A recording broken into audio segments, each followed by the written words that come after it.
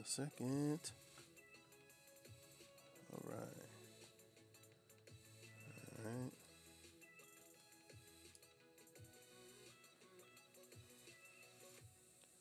All right. Cool. So yeah, hope everybody's having an awesome day. Um, Welcome to the desk and the art of Caanan White. I'm actually going to be streaming from my iPad, so you'll be able to check out the stuff there. I've kind of turned that into my primary workstation, so definitely a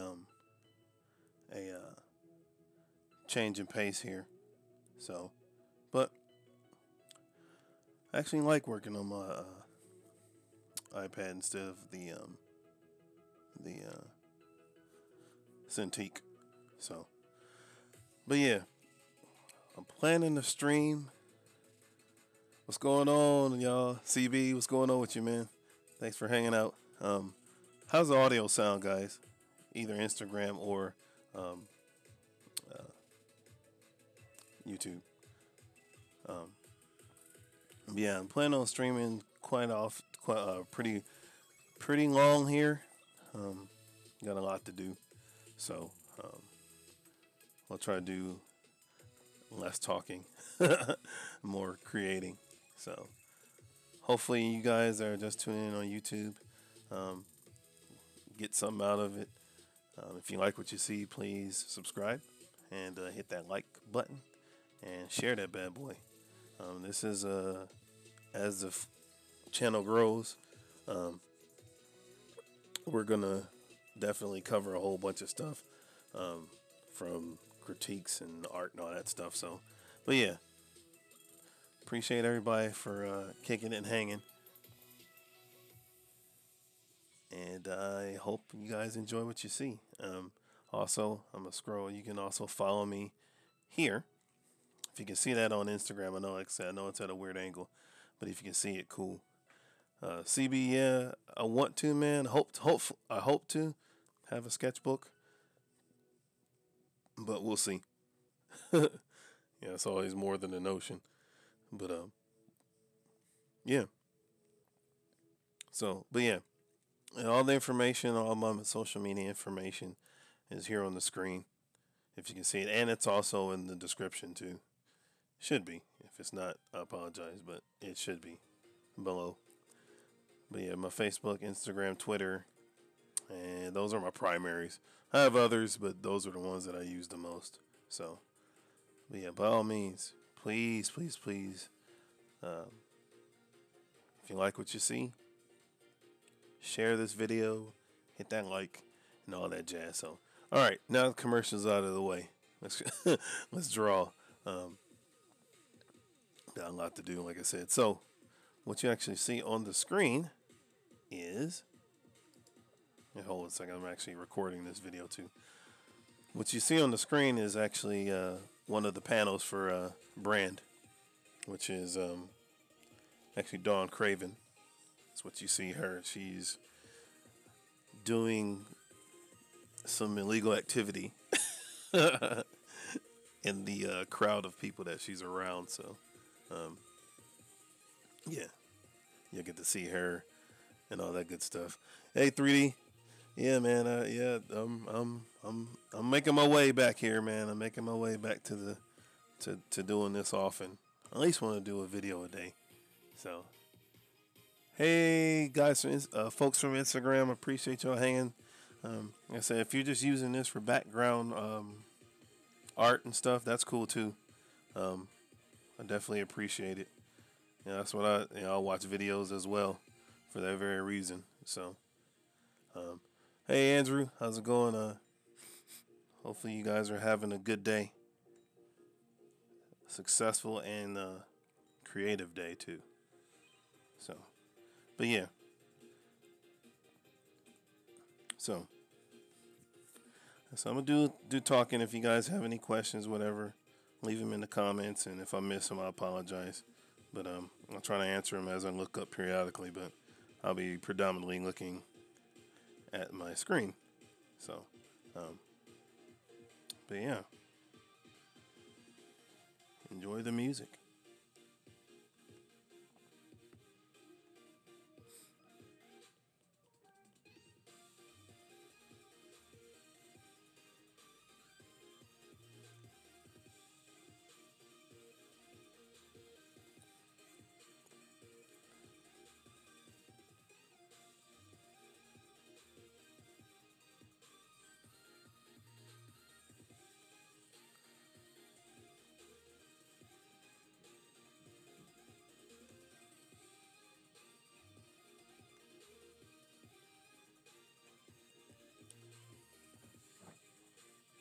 I'll zoom up so you guys can see what she's doing.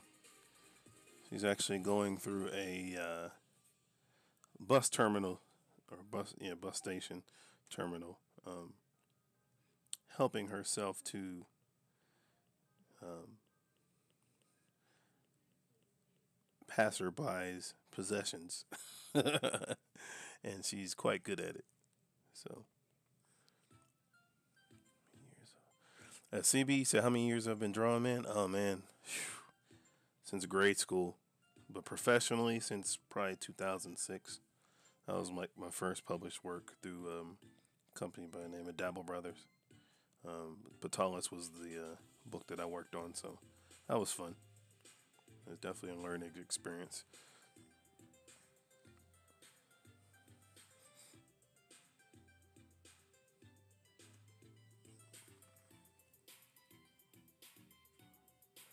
Hey, big brother, you said you wish you could draw. Hey, man, it's it's definitely a labor of love and lots of practice. Lots of practice, man. It's definitely not an overnight thing. I've my style is a mesh of so many different styles. I grew up in the '90s, so I grew up with the likes of Rob Liefeld and Jim Lee and Silvestri and all the early image guys. So that was always been that's always been, yeah. I guess that's my major influence was that era. But the older I've gotten, even going back to some of the original artists, Alan Davis and Jack Kirby, guys like that, that still have influence even in the artists today. So you never forget the veterans, man. So like I said, I just came out in the '90s. So yeah, everything in the '90s was pow, wow, blam, in your face, color, and they were Image was the first to do those newsprint, well, not newsprint, but those glossy pages. So that was kind of like the thing. So, um, but yeah, it just takes time. Takes time, and if it's something you really want to do, you'll definitely denote the time. So that's some of the best advice I was ever given. Was they said you just need to draw more. And I was like, okay. And I was like, well, I already draw like a couple hours a day. He's like, that's good. A couple hours is good if that's all you want to do is do it for a hobby. But when it's something that you really want to do, he said at least 8 hours. I was like, how am I supposed to do that? Working a day job and stuff like that. But when it's something you love to do, when it's something that you're born to do and to achieve, you'll make the time. So, yeah. Yep. Can everybody hear me okay? Hopefully you guys can.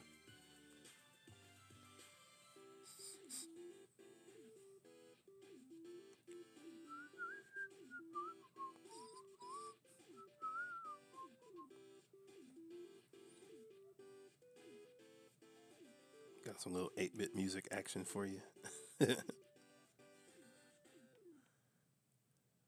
Good, cool. Thanks, Andrew. Yeah, just making sure, so I'm wearing a headset now today, so um, just making sure it sounds right. I was fooling with the audio for almost an hour, making sure it was balanced well with the music, because I still want to have the music playing, because I don't like dead space, so getting a little bit of everything. Yeah, kinda. It's a like 8-bit, some type of 8-bit. Honestly, it's a royalty-free music, so and that was one of the songs, just kind of random songs that was put in the playlist. So, but yeah, I dig it too, man. My musical tastes are kind of all over the place. I think I said that before. So, I enjoy a wide variety of sounds, and so even the 8-bit digital stuff to the Mozart. I love it all. So anything that helps create, man. Anything that sets the atmosphere. Game.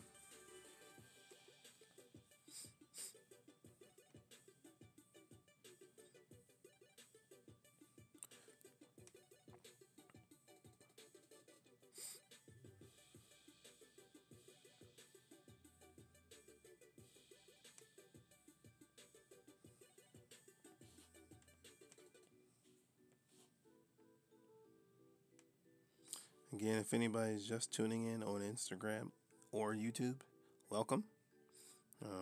What you see on my screen is a panel for the book that I am working on with an amazing artist, a writer, and good friend, Antonio Bryce. Also goes by Akari Press on Instagram, and YouTube. He also has a channel, Akari Press. This is one of the characters, Dawn Craven, and as she makes her way through the Detroit bus station, as she helps herself to passerby's possessions. So,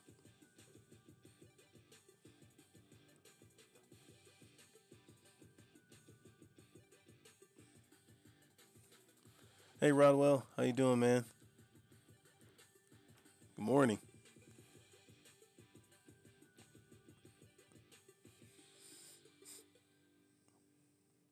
I should say mid morning, or I ain't mid morning because it's almost noon. But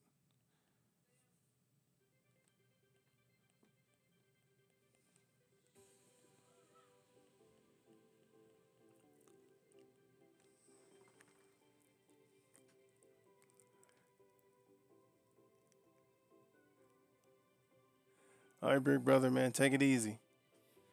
Thanks for hanging. Thanks for stopping by.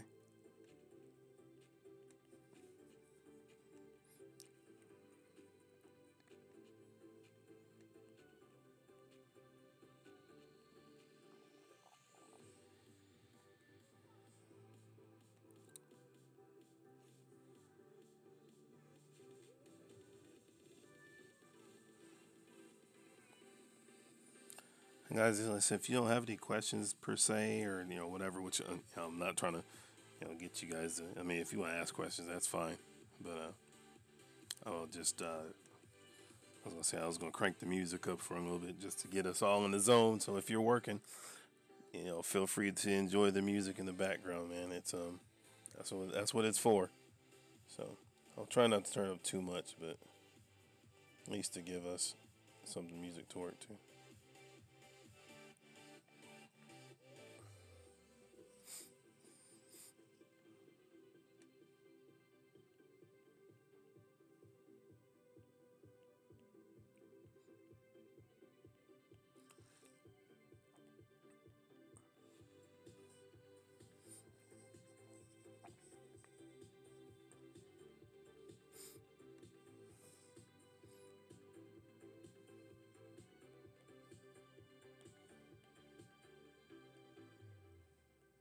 I'm gonna try to move at a nice pace today. Um, I know I got a lot of panel to work on, but I want to really get a ton done. So may take breaks and stuff. If I do, I'll let you guys know. Again, thanks for tuning in. Hit the like, please share, and please subscribe, man. Much appreciated.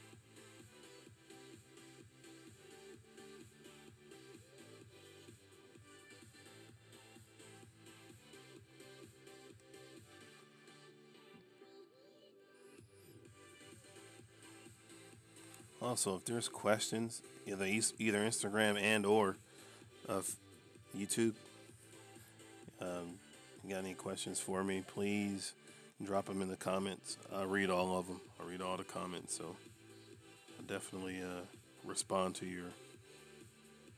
what you say.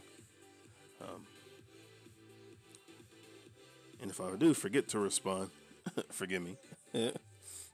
I'll definitely go over the videos, and I think I may have missed responding to some of the comments that I read on my last videos. So, but yep, I will do better.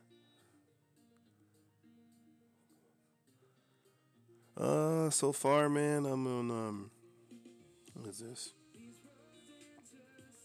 Page between 6 and 7. Yeah, took a little bit getting things started, just because I was coming off of another book in conjunction with Brand. So, and And then the first page that I was working on was a doozy. I mean, it was like a 2-page spread with a lot of information on it. So, but yeah, just took a little bit to kind of get into the groove, and then, like I said, working around commissions and other things that I have to make sure I fulfill obligations for. So, but brand is coming along, man. It's as you'll hear a lot of people say in the art community that I'm associated with, like Ethan Van Sciver and all those guys. Definitely don't want to. We want to put out the best of us, and give you the best of us. And a lot of times, sometimes the hard deadlines don't really allow for that, and that's the benefit of being connected with, like, and doing the book the way that Antonio did it. Is it gives us a little bit more freedom. I mean, we still gotta honor our deadlines, and if we are off as far as when it's supposed to be delivered. That's the cool thing about this, is that we can keep you guys in the loop, so it's not left to speculation or wondering what's going on. You actually can see real time. Oh yeah, they are working on the book. They are putting in the time and the energy and stuff. So yeah, I'm telling you, I think that's one of the best things that and I know I do have a tendency to shy away from a lot of social media, particularly Twitter, as many of you know. But I must say, and it kind of reminds me of like conventions and stuff. I think one of the most exciting things about doing what I do is the interaction with you, the fan, and even fellow artists.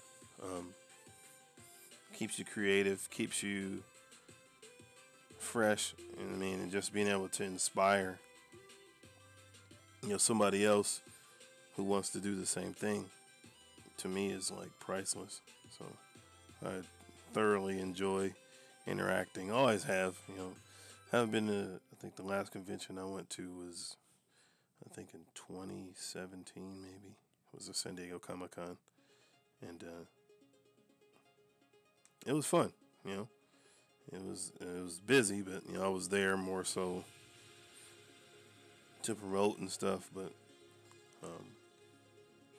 being able to sit there and talk to people at the tables, and just see their eyes light up and like, oh my gosh, this is amazing. I want to do that, or I really enjoy the art and of whatever title is being worked on and stuff. I mean, it's humbling, to know that you have a hand in being that inspiration,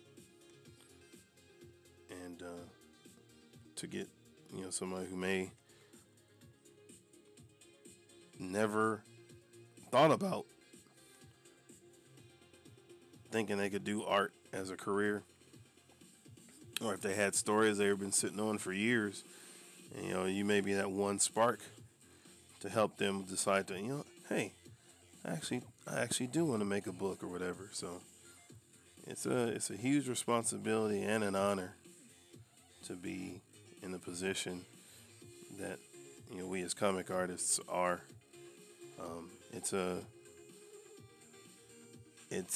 a demanding life, and sometimes, a lot of times, it's very solitary.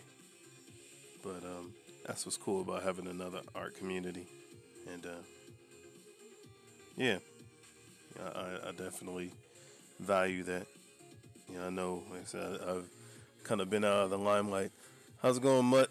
Been out of the limelight as far as I'm not saying limelight, but been out of the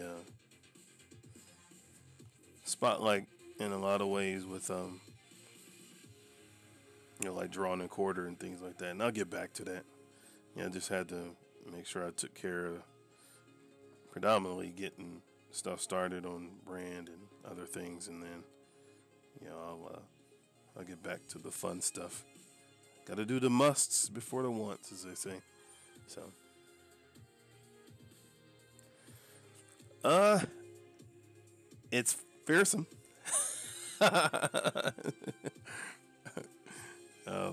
It's I can't give too much, man. But it's gonna be probably more visually one of the more visually um I want to say stunning or visual, like visually for me as an artist, it'll probably be one of the more challenging things I've done, um, because of the imagery in it. It's going to be so surreal. I mean, it's going to be something that's people really haven't seen before. So, so what was the biggest obstacle you overcome when learning to draw? Um, Biggest obstacle? Well, I say biggest obstacle. I don't know if it was like a biggest because it's kind of multiple things that just kind of go hand in hand. But um, it's kind of, I guess it depends on what stage you're at. In the beginning, I think the biggest obstacle is not knowing what things look like. A lot of times, you're drawing stuff that you're not familiar with, and you're not certain that what it looks like, so you just kind of fudge it. And but you're fudging it without knowing the reason why it looks that way, or the reason why it moves like that, or why does the the coat or the cloth shift like that. You're doing that without having a full understanding, so it ends up looking weird. So, and that goes with like anatomy predominantly, and primarily anatomy, um, which a lot of people make that mistake. They draw from comics, which I did too, but that's good to begin. But then after that, I think the best thing to do is start studying just life as itself, as life itself, because um, there's so many unique things just in the face alone. When you're drawing people's faces, um, you have everybody has such unique features.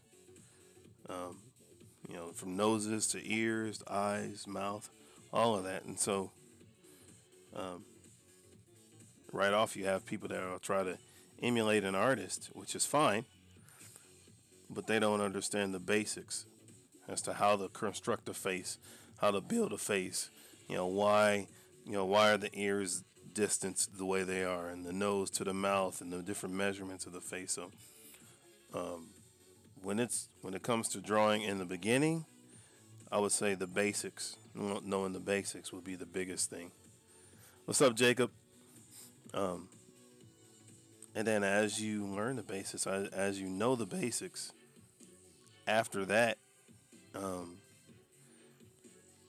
I guess we'll say being consistent with what you do, kind of being true to your process. Um, just sticking with it. Whatever that process is. I guess finding the process is probably the biggest thing, because you're always going to discover, and as an artist, you should continually be discovering different ways of doing things. Even now, I've been drawing since as long as I can remember. I'm 41 now. I've been doing professional work, I guess you can say, since 2006. So, and I'm still learning stuff. It's like, oh yeah, I can do that better. Especially with a lot of these young artists and stuff that come out. it's humbling because you may think you've arrived in an area and then you see their art and you're like, oh, yeah, I got a lot to learn. And some people just get it. Like there's a guy, shout out to him, Royce Sullivan. Um, he's Sutherland, that's his name. Yeah, sorry about that, Roy. But he, to me, does hands probably better than most people I've seen as an artist. I mean, he gets it, and I'm just like, dude, like that's crazy, because hands are usually like the biggest thing you have to kind of like struggle through. But I mean, he gets it, man. And he does it. He does an amazing job every time. Like it's consistently good. So, oh sweet, awesome. Um, can you drop any hints, Jacob, as far as what your project is? That'd be kind of awesome to, yeah. If it's even if it's like a crowdfunding, I'd definitely love to check out some of the work and stuff. But but yeah. So, and then after you've been doing it for a while, um, the biggest, I guess, art challenge is to just stay fresh. You know,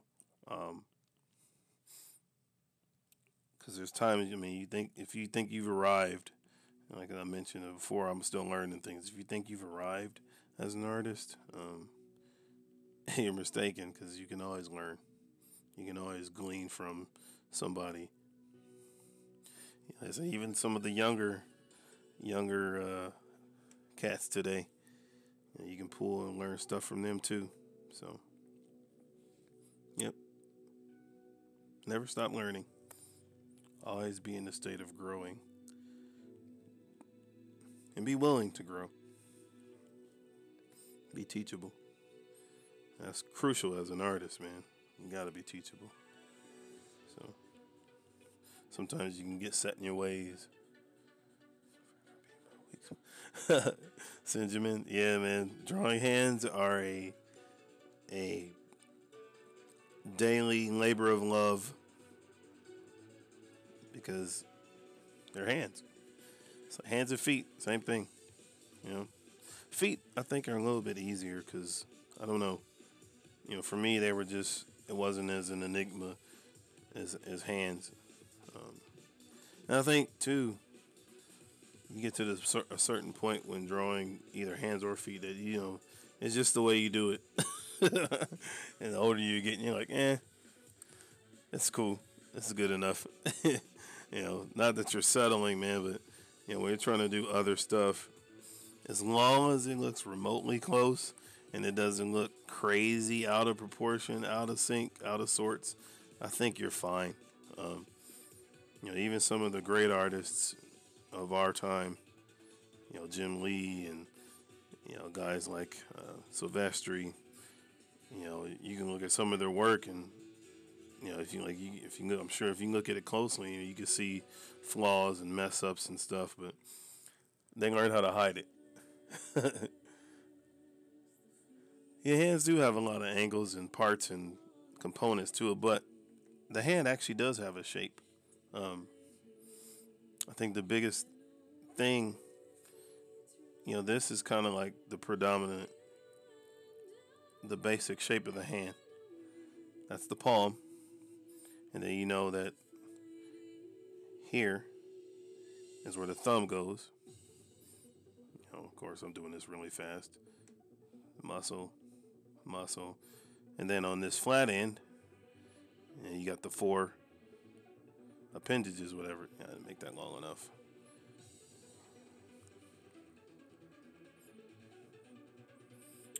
Middle finger's always.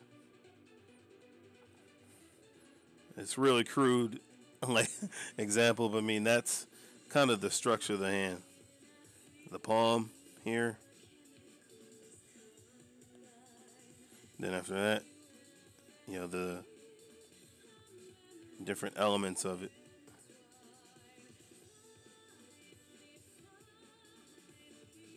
So it does have a shape. Antonio. Hey, y'all, shout out to Antonio. He's in the chat here.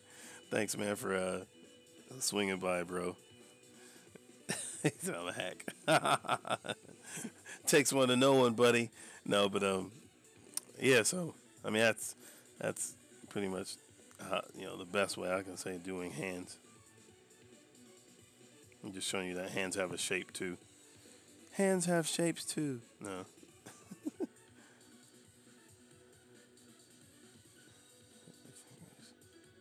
Change slightly. Hide behind something. Yeah, they do. They do change a little bit, but I mean, for the most part, it's still the same. Even when you take that hand or that shape and put it in 3-dimensional space, it's pretty much the same.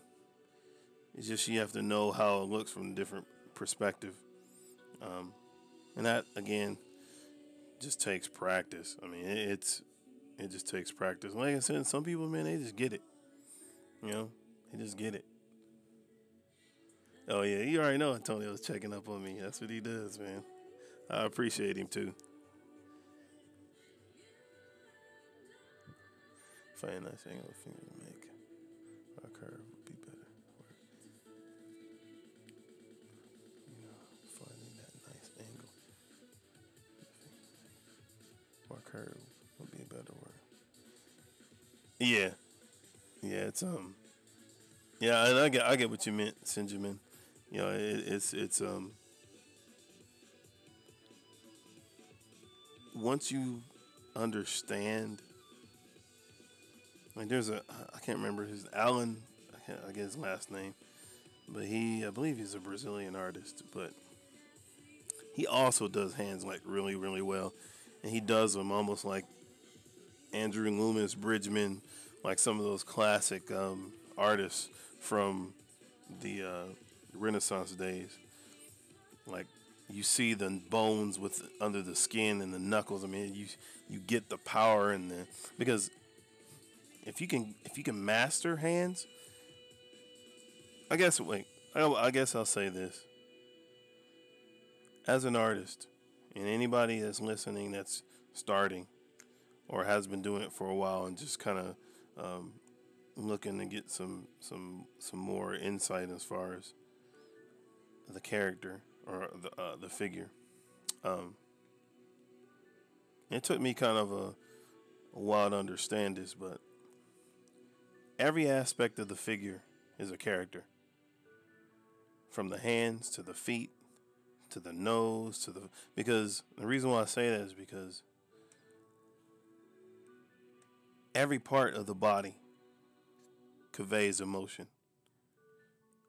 Eyes are probably the most prevalent because you see people.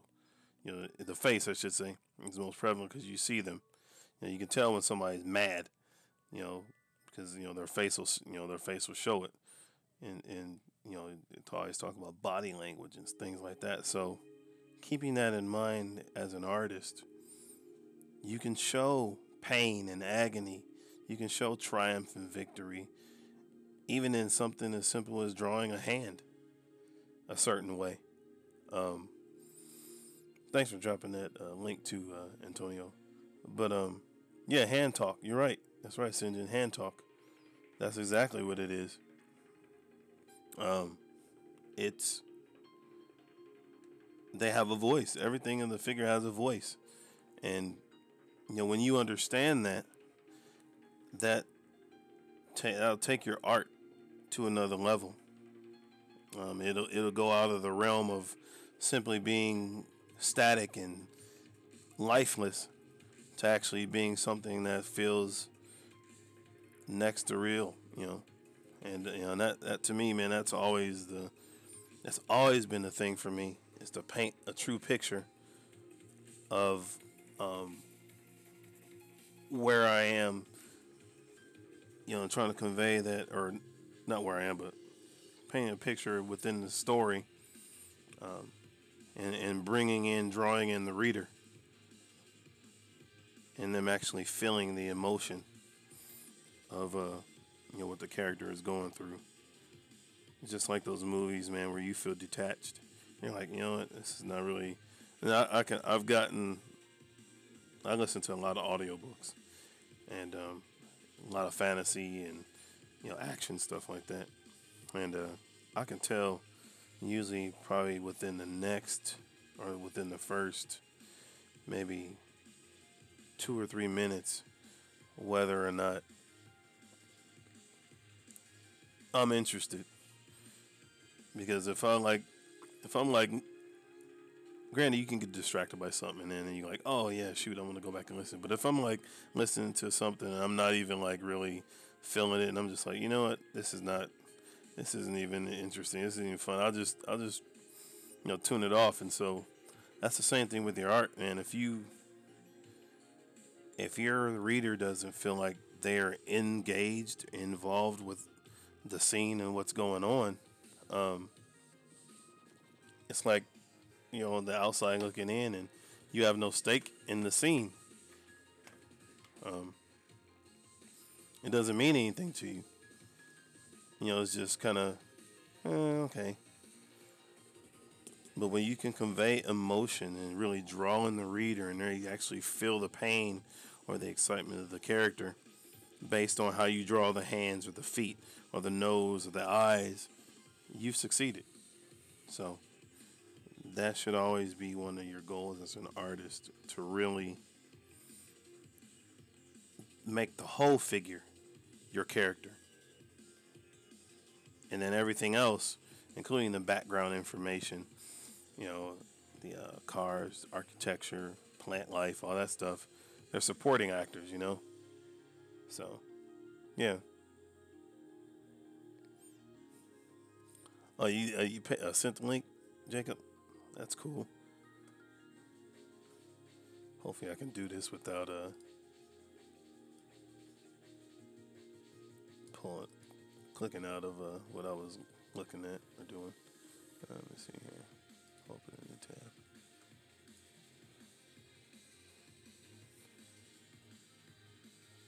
Oh wow, dude. That's your pencil work, Jacob? Thanks, man.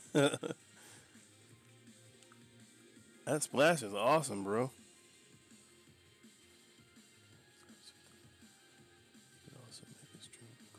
Yeah, Sinjin.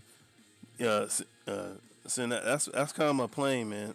My plan, man. I mean, I definitely want to do, like I said, more tutorial stuff too. Um, there's so many different ways of doing, clothing. I usually take the direction using shadow and lighting because it shows volume and texture and stuff like that. So, but yeah, I'll definitely do some. I'll be do one of those because it's needed. Um, and you never get over the basic stuff. Basics follow you for the rest of your life, and the more concrete and secure you are in the process of doing that, just that makes you just that much more honed as an artist. So, yeah, fabric included. I love doing fabric though. Fabric, and actually love doing hair. I think hair is cool.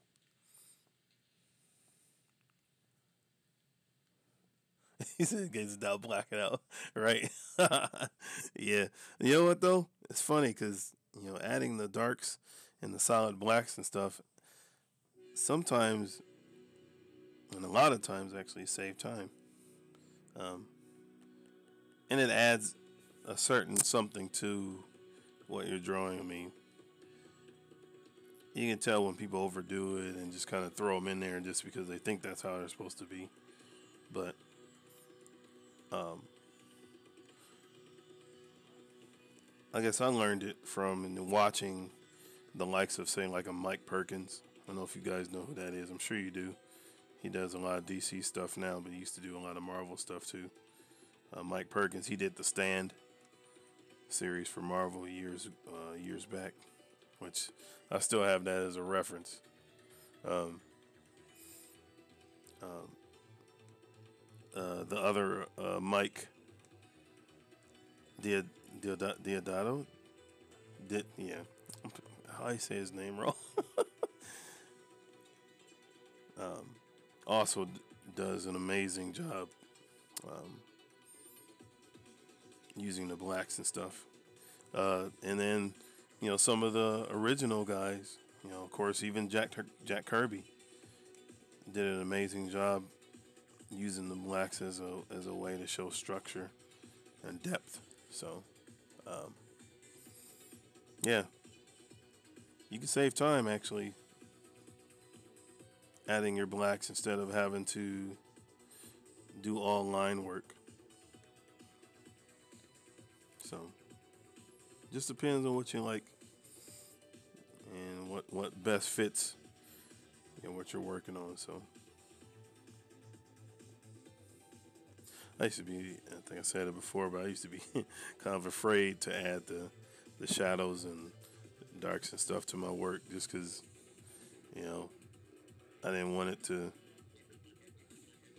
mess up and look crazy, especially when it came to doing the women's faces. And even still, using the darks and stuff just for women because you wanted them to have a softer look, unless they're supposed to be looking hard and intense. But most of the time, the women have softer faces, softer features, so you're not going to throw heavy blacks and stuff in there. You're going to um, add elements to show volume and depth, but for the most part, keep everything pretty clean.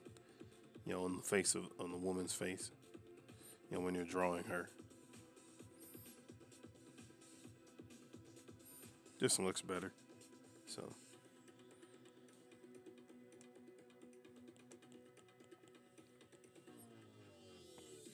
Again, anybody that just tuned in, I appreciate it. Hopefully, you're getting inspired to draw yourself or create something or write a story or whatever. And if you have been tuning in and just stop by for the moment, again, I appreciate it. I'm honored to just even share the same space and air with you guys. You didn't have to come by. I definitely appreciate it. And please hit the like button and please share. Always helps out the channel. So.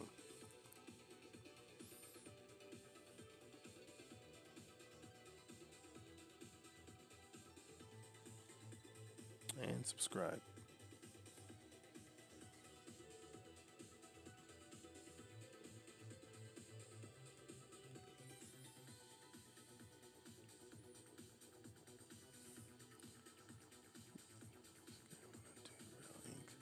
Paper, digital. I just go. Yeah, digital does lend itself to you have a little bit more liberty in that area. To mess up, I guess, because you can always hit the undo button. Yeah, honestly, I still consider myself a penciler, even though I'm digitally inking. Technically, if this was traditional, I'd be penciling this page right now.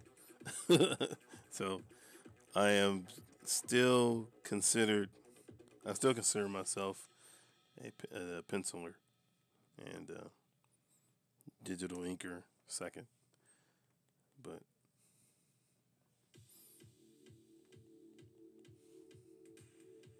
that's why you have to learn how to pull back sometimes when you're doing things digitally, because you can go nuts and add a ton of detail. But I think I still have my moments of going buck wild. Exactly. Yeah, delete the layer. Yep.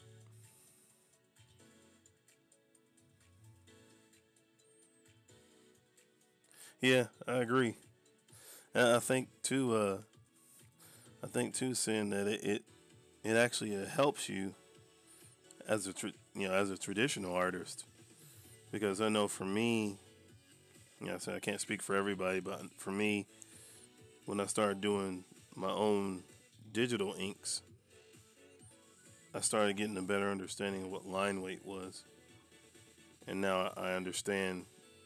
Even when I'm penciling, to be mindful of that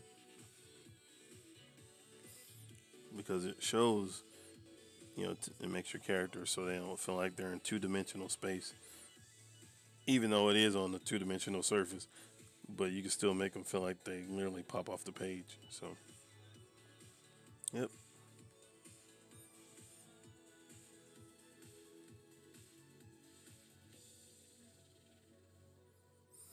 Hey Arthur, how you doing, man?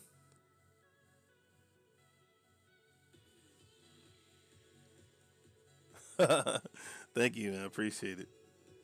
Yeah. As I said, man, I plan to be back on here a lot more often. So, perfect timing coming back to watch the stream. So, yeah.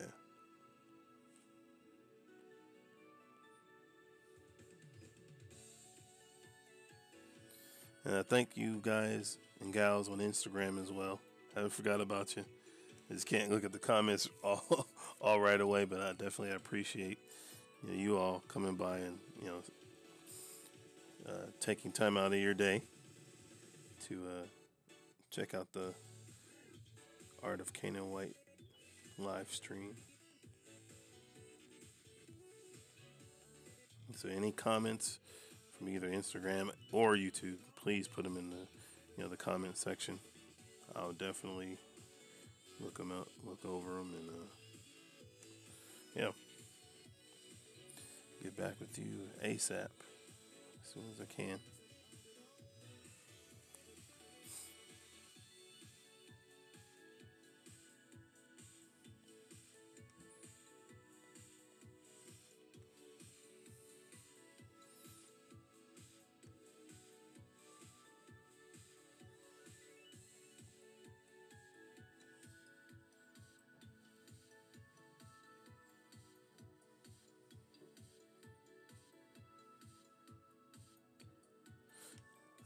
Awesome. Yeah, definitely, Arthur. That's a good thing. What's going on, EJ?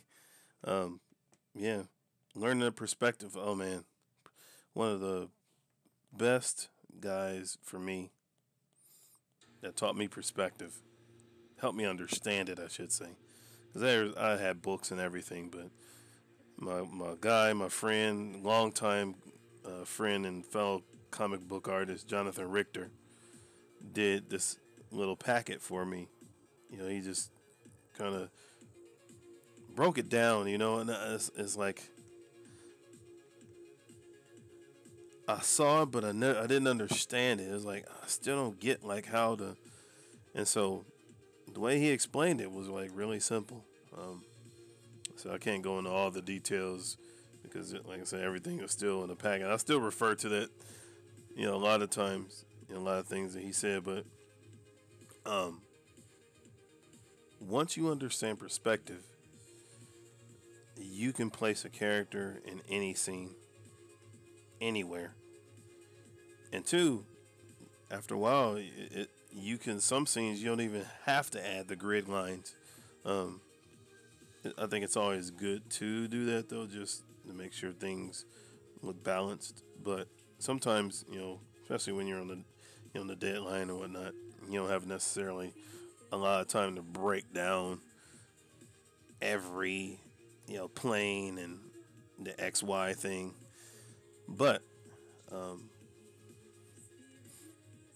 yeah, once you understand how perspective works, and the good thing about a lot of these digital programs is that they offer perspective grids now, so you don't have to necessarily draw every line on the plane, but simply turn on the filter or click that tool. It'll reveal the perspective grids, and then you can just kind of plug them in where as needed. So, but yeah, perspective is vital, and it is.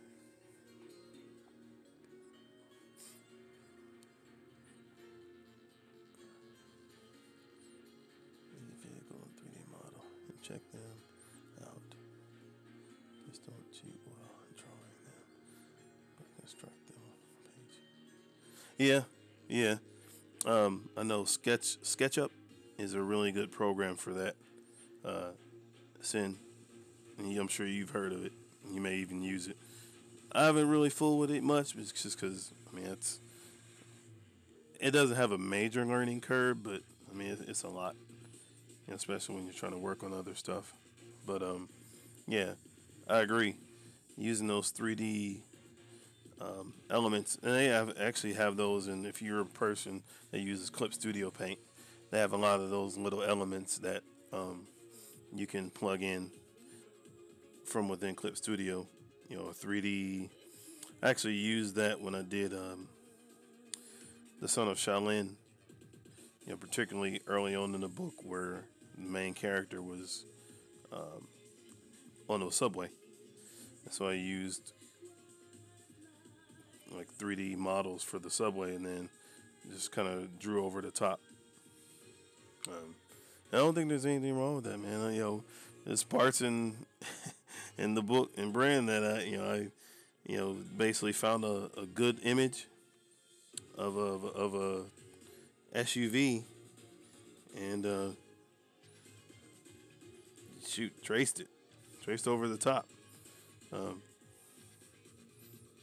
nothing wrong with that. People are like, yeah, you shouldn't trace. Hey, it saves time, and it also, you're guaranteed that it'll be accurate. Instead of like, well, yeah, that kind of looks like an Escalade or Escalade-esque. You can actually use the actual photo and basically making it as authentic as possible. Yeah, I heard about Blender. That's awesome. Yeah, vehicles. Yeah. Yeah, I think it's just the more you just gotta, the more you do it, some stuff starts to become second nature to the point where, for example, say you have a scene and you have to draw, several cars parked on the street. Well, if you know the basic structure of a car, unless the scene calls for a specific vehicle, you pretty much can create kind of a mock-up, knockoff version of a, if you know what a Tesla looks like or whatever. You can create like I said, a knockoff version of that and be fine. Like it doesn't need to be spot on, unless the scene calls for, it has to be a 1957 Chevy Camaro or whatever. Other than that, yeah, as long as you know the basic structure of that type of vehicle. Even guns, weapons are the same way.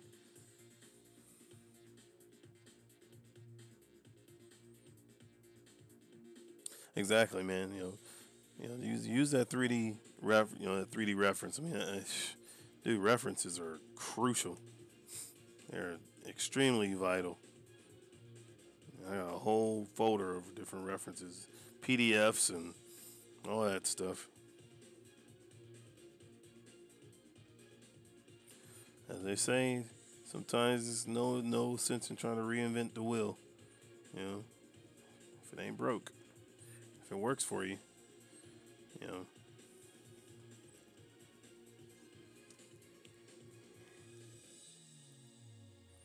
And again, um, I say I don't definitely don't frown upon tracing and whatnot, but at the same time, I think it's important to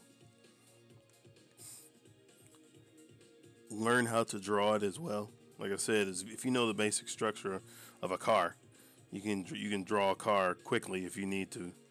But knowing its structure and why it looks the way it does, and how things balance and feed off each other as far as the design. You learn all that stuff in the drawing of it, as opposed to just finding a picture. So both have their place. So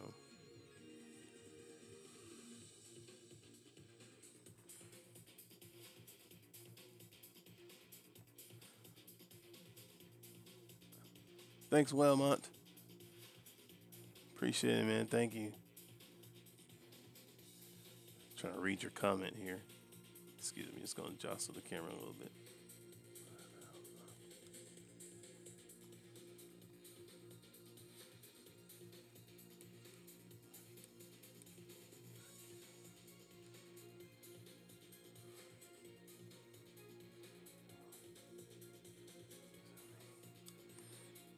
Um, I believe you said, how do you, as far as digital art, you have to kind of just gauge yourself as far as how far you're going to zoom in. You don't want to get like this close to her, close in on her. I mean, if I do this, of course I can add a ton of detail.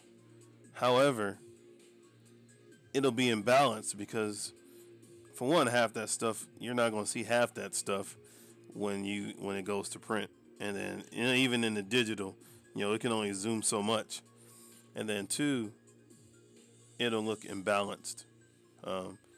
You'll have this one part that's like rendered to perfection, and then everything else will be kind of subpar. So you kind of want to set a certain distance, like this is probably as far as I'll go. Maybe sometimes even this is probably too close, but maybe right here is kind of how far I'll go. The only time I zoom in relatively close would be if I'm doing a face, different aspects of the face that I want to make sure it looks right. But even in that, like I said, I still have a distance I won't go past, just because you don't have time to render all those different elements and then have to do that all over again and on and on and on. So, oh yeah, Arthur, you said a lot of motorcycles and tech and stuff. That's cool. Yeah, I mean, you can fake it that's cool. You fake it as long as it looks close. You should be good. Exactly, Sin. Yep. The further you get away from something, um, you don't have to add. Excuse me. You don't have to add everything. And I know for a while, that's what I would do. I would literally render the backs. Yeah, and I do still to a degree, but I've learned to, like, even when my backgrounds have detail. For example, when I'm doing the city scene, I'll render the background, but it'll be basically line art. The buildings, those different elements will be basically line art. All the shadow will be on my characters and things that are in the foreground. Anything that's in the background, and the further you get, it'll basically be line art.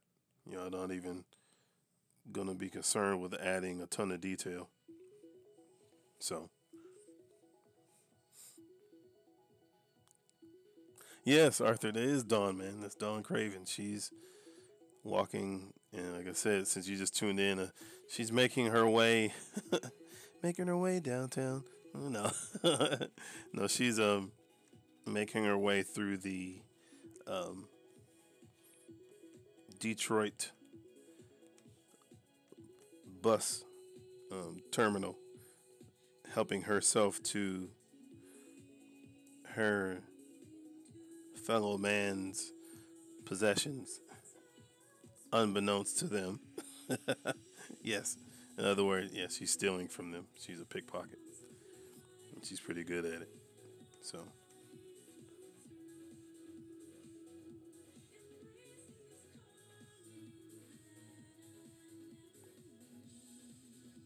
You're good, man. You're good. Yeah, yeah. Dawn is a fan favorite, man. Antonio's showing me more and more of her character as the story evolves, and she's gonna be a pretty interesting character, and definitely a favorite of a lot of people. Um, because she's probably gonna be the most, I guess, you say down to earth. She's not gonna be so wrapped up in the things that are going on, and that she'll be very relatable. Put it that way. Yeah. So David's a little bit more serious. David Craven is the main character that the brand world centers around, but he's the business, strict, all business for the most part. Very serious, very determined, very focused warrior mindset.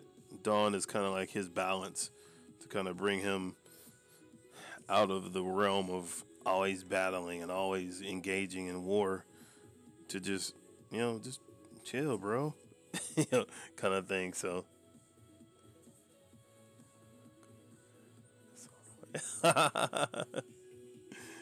yeah, that's my job, man, to remind you of the even the little things, even something simple as a song. Yeah.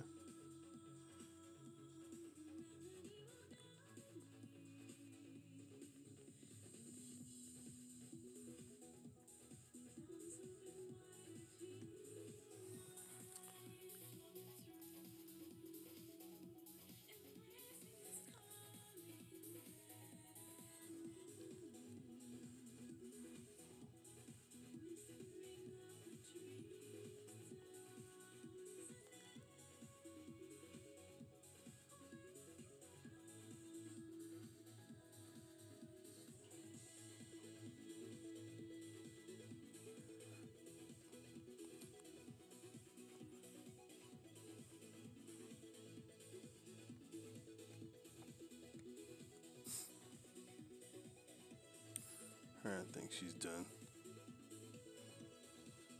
Oh, I made a big mistake here.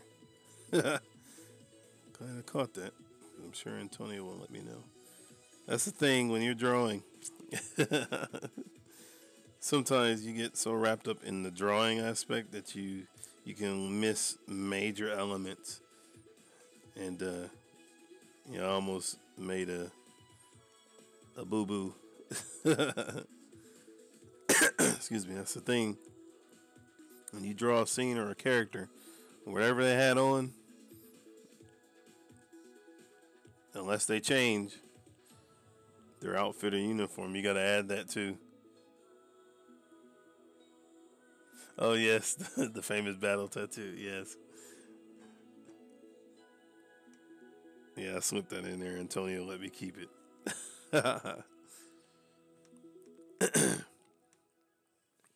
But yeah, I forgot to add her second. She's actually wearing a. She has another jacket that she had on at the start of the story that she still has on, but she was given a heavier jacket because the temperature was cooler in Detroit. This was Wyoming, so I had to make sure I had that jacket. I almost forgot.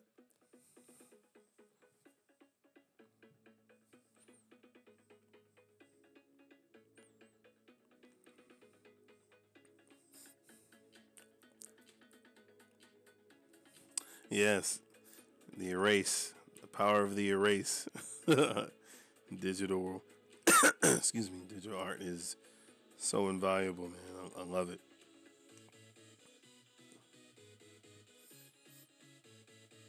Really, and it's almost like, um, when you use it right, it's like almost like the whiteout, liquid white that you'll use for a page if you draw the wrong thing, all the touch ups and stuff that you can use that liquid white for. You're able to do that, with digital. Just use the erase tool as your tool to pull out highlights and things like that.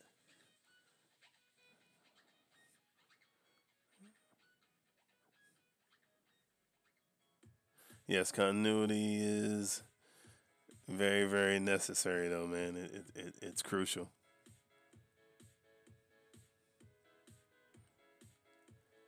Yeah, I love traditional art too, CB. I mean, it's it's my roots. You know what I mean? So I mean, you never. I think one either or, makes you better at either or. It's. Yeah, I do most of my stuff digital. Like 99% of everything is digital now. But make no mistake. I can still burn the lead if I have to. If that's where it started. So you never truly forget that. You never truly. Um, it's always going to be with you. The traditional aspect of being an artist. So yeah.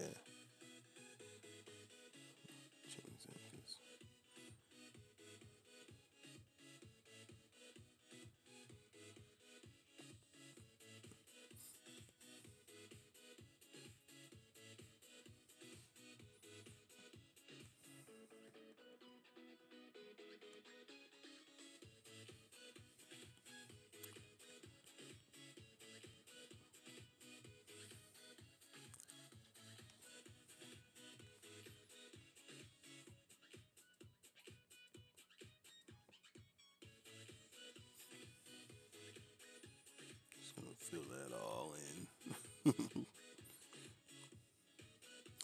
As you said, when in doubt, black it out.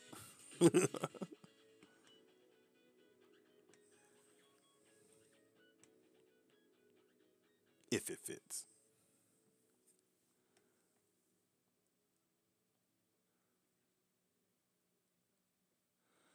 Uh, Hixie, yes I do. Yes I do, man. Just if you can hit me up via Twitter and direct message me that way.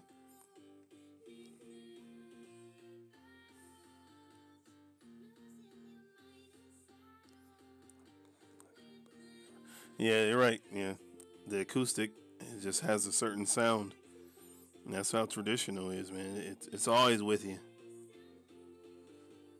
You never forget.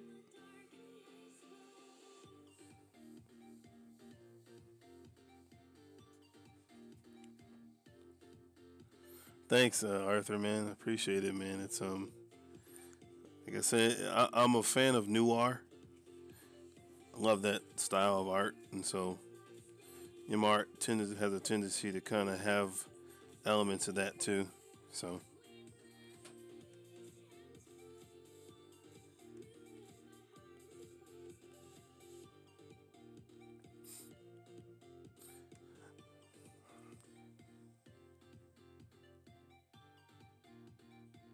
it's tradition.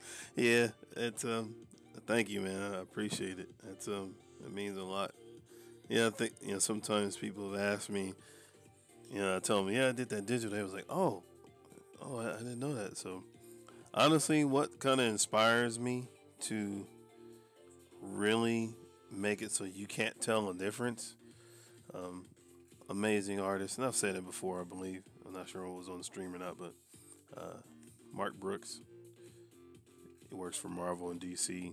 Amazing artist. He does, I think, everything colors to the pencils to colors, inks, all that stuff. But his traditional work and his digital work look exactly the same. It's hard to even tell whether he did one traditional or digital. And that always impressed me. I was like, man, that's amazing. Like your um, hand control is such that you can't tell the difference. And I mean, honestly, it just comes with practice.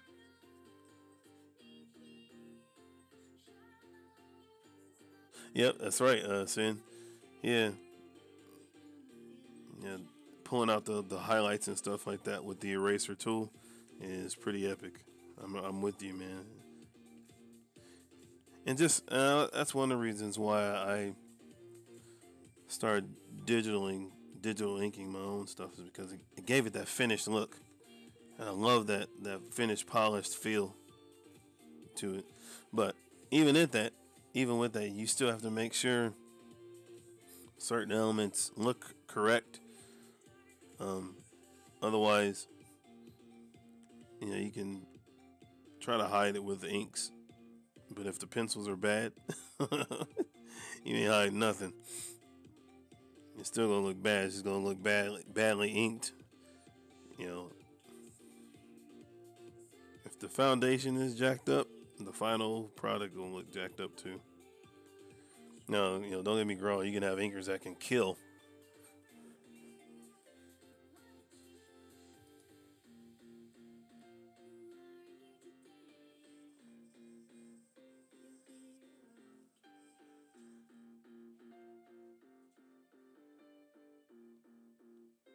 Grandpa guitar. Um,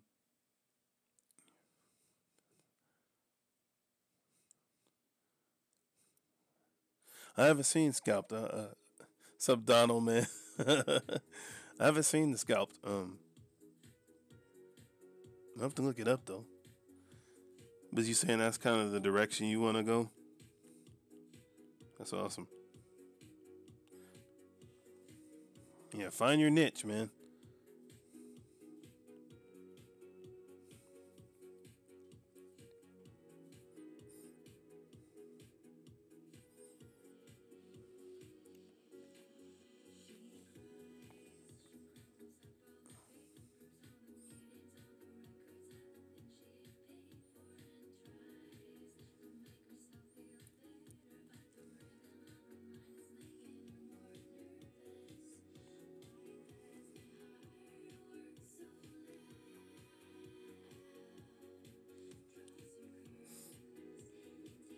That's the thing too. When you're using a lot of darks, you have to make sure you balance it out with some negative space too.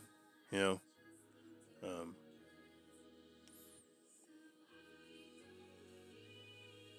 it gives the eye a rest from always just being hit with dark tones all the time. So like this guy behind her, he's gonna have the shadow, but I'm gonna basically keep his look pretty clean. The only reason why she's got darker tones on her is because her jacket is a darker color. So yeah, but I'm gonna make him a little lighter just to balance out what's in the front with her. So this is page 6. Yeah. I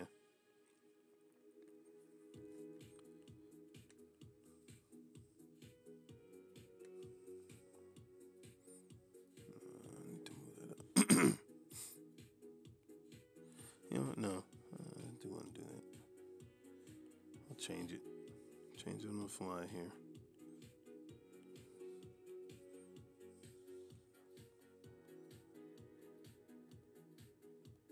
Okay. Vertigo. Yeah, I'll definitely check it out, man.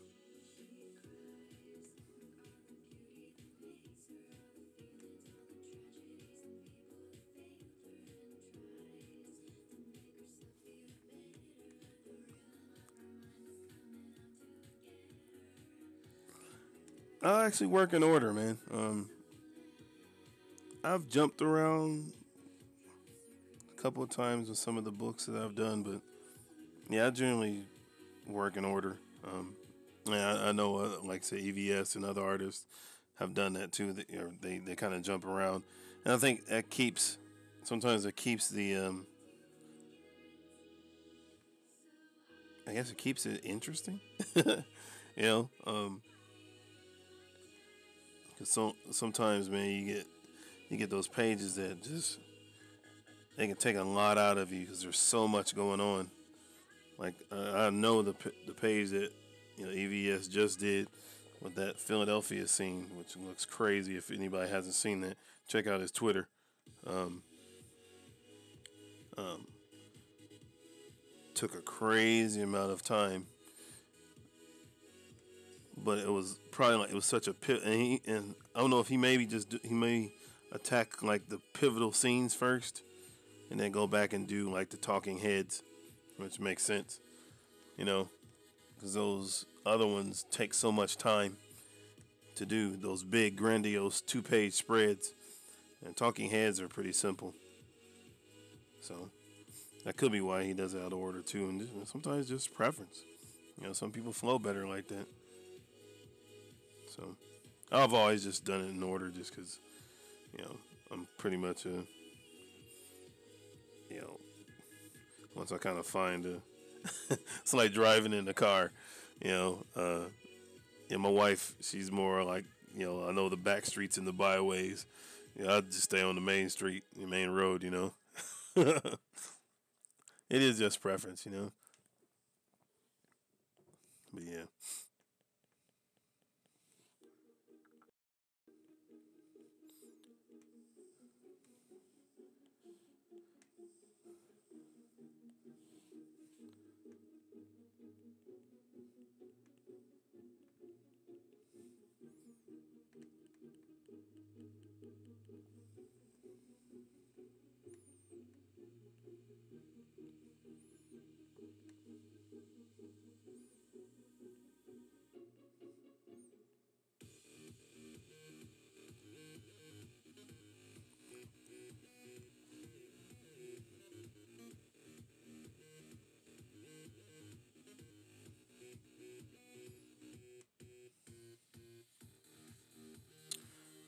Hey, Zeb.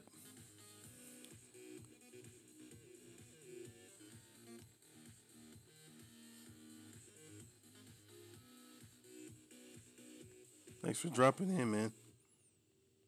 Guys, excuse my voice for cracking. It's just hey, man. The weather is crazy, so I mean, I'm not coming down with anything, but I think just from just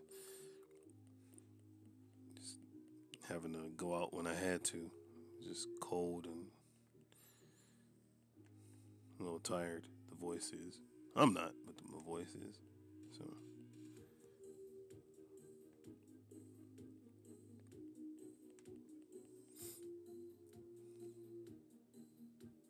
my first book, I would say, I guess first true print was a book by the name of Patolis that came out in I think 2006.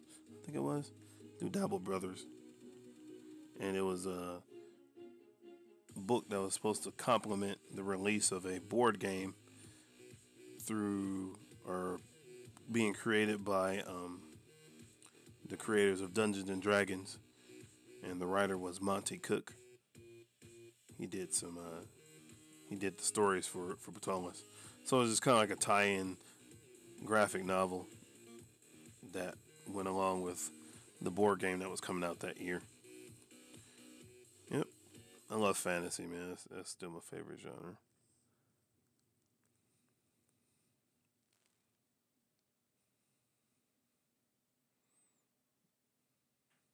Um, well, I mean, right now, brand is like definitely my focus. Um, until otherwise, definitely want to make sure that I get a huge amount next to the completion of brand. Um, in between that, I do commissions and things like that too. Um, I know I just finished a book through Stranger Comics called ESSESSA, which is amazing. Guys, check that out. It comes out really soon. Um, if you like fantasy, in the vein of say like a Lord of the Rings, Game of Thrones, Conan, kind of. I mean, it's got a lot of all that stuff. Um, guy by the name of Sebastian Jones. He's the founder of Stranger, co-founder of Stranger Comics, and the writer of ESSESSA. And Niobe. Niobe is the primary character in the Stranger Comics verse. Asunder, I believe, is the name of the Asunda. I'm saying it wrong. Is the primary verse, but ESSESSA is one of the bad guys that showed up in the series of Niobe, and so I was able to do book one. So they got other ones planned, so not sure when those start. But like I said, right now, brand is definitely my primary focus. To get as much done on that as possible. See, I added too much dark here. I need to get rid of that. Yeah, and then I said myself and EVS have a fearsome that's gonna be starting this year too. So yeah, it's gonna be a very very very busy year, but good busy year. So I'm excited.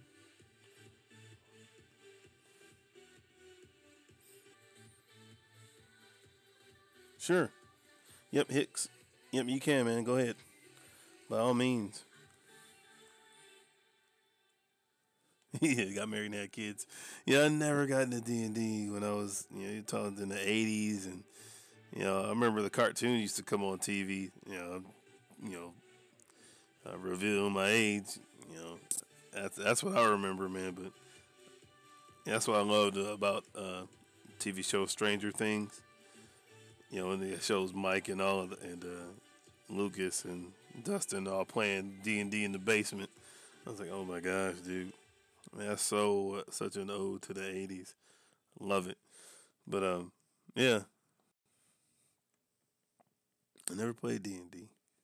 Never read a lot of the books either. I think I read maybe a couple of them when I got older, but yeah.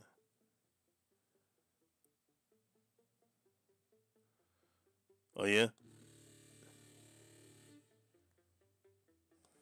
Yeah, I haven't figured. I haven't forgotten, man. I know the shirt. Just gotta add the lines.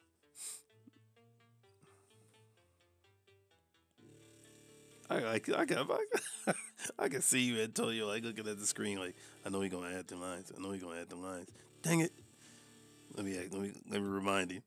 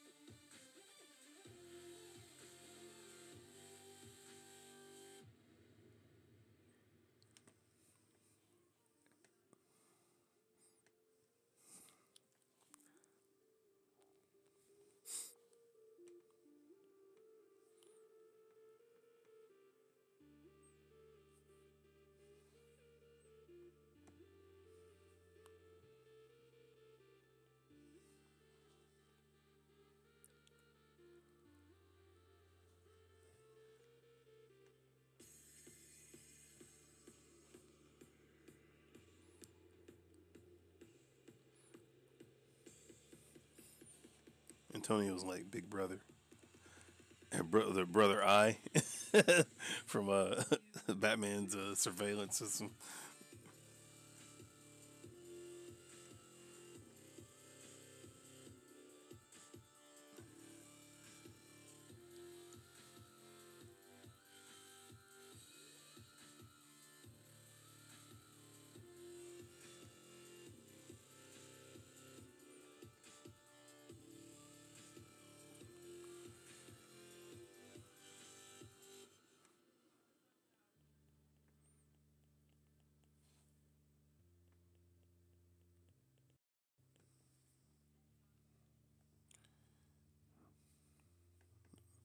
Clean some of this up here.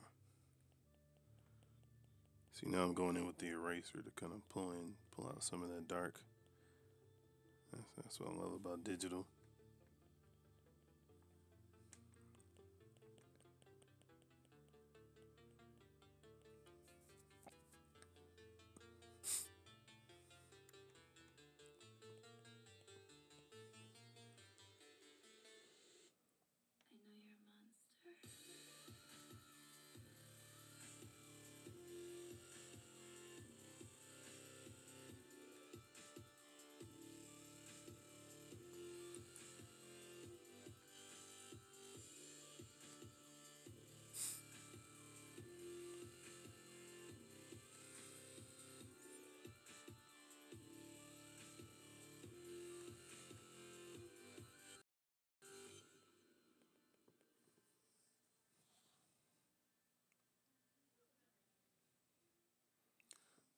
Hey, Cuss. How you doing, man?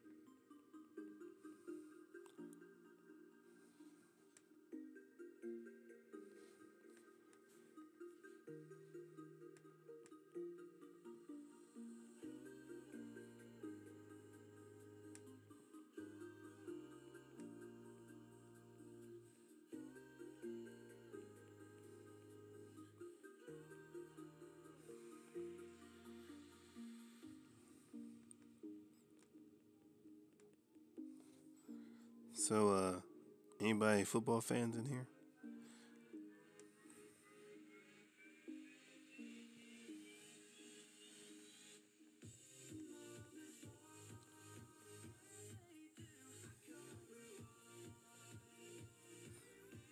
I won't go too deep into it because definitely want to focus on the art. But I just want to say that I am a football fan, and although my team, both of them, were eliminated, I must say I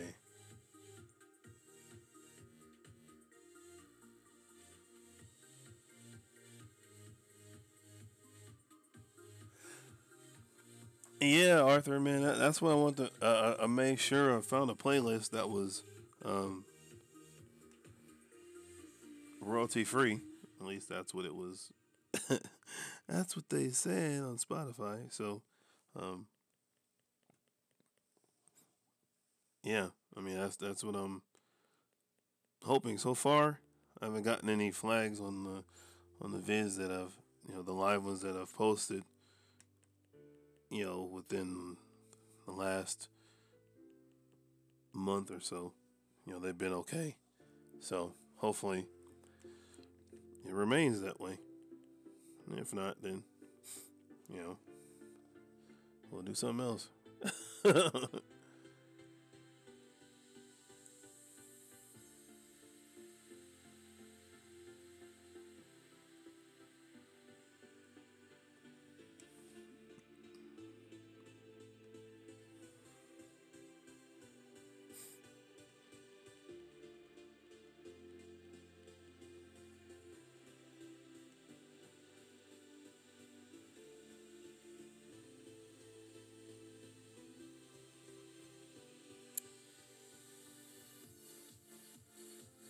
said, "Watch sports in years."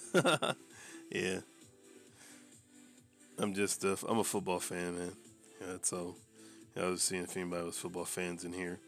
Yeah, I know a lot of people hate New England, but you know, they're not my team. But yeah, I can't not you know acknowledge what they've done, particularly Belichick and Brady. So, but yeah, I won't go into the football thing. But yeah, I'm just saying I'm actually rooting for New England for the Super Bowl, if anyone cares.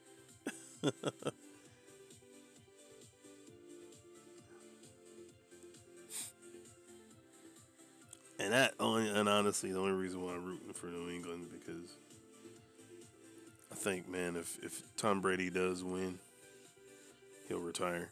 I mean, this is literally almost like full circle. You know, he won his first Super Bowl against the team he's playing this year. So that's pretty awesome. I'm like, oh man, dude, that's like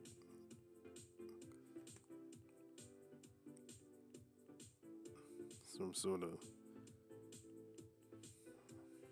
providence.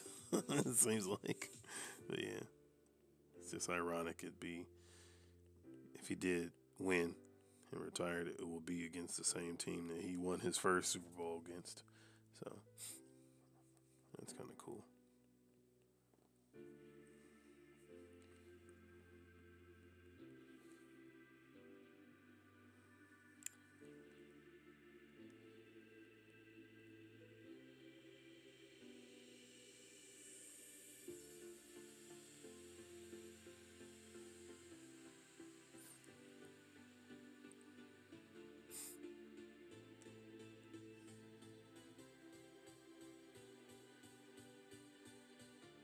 I said female football. So you watch some sports. That's cool.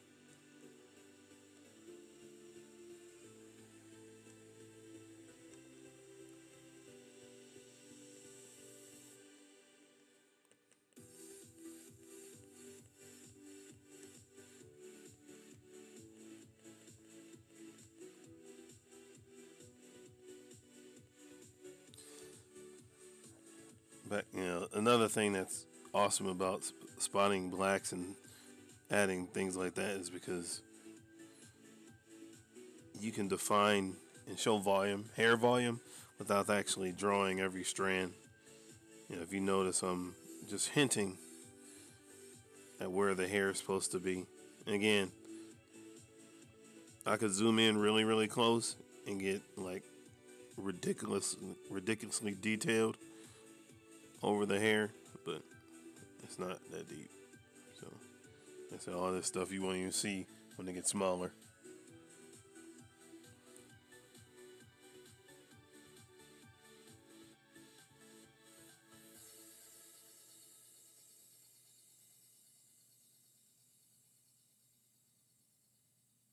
He said 2 Super Bowls in a row. That's all you get.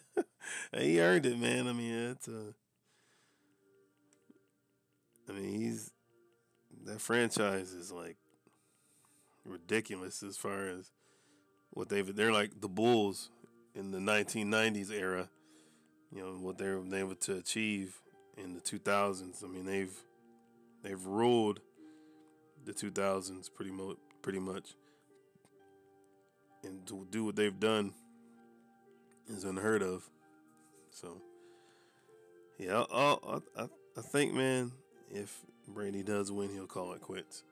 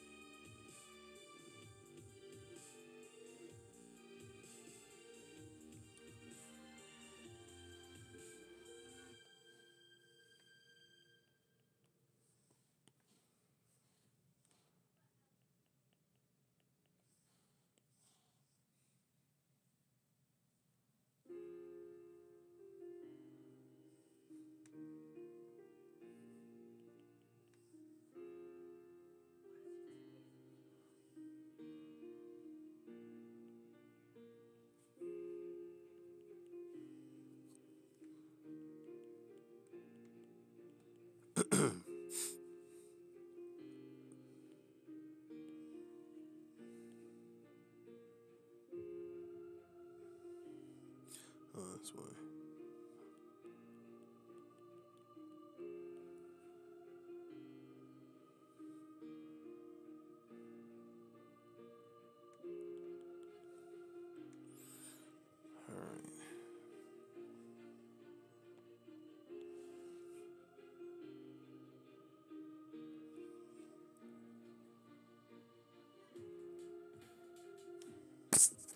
And the regular cheerleaders are just kind of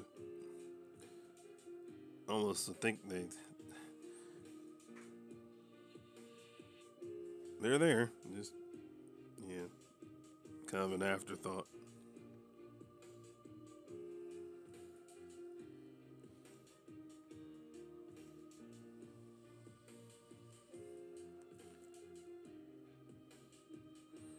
All right, now do her book bag. She still has that on.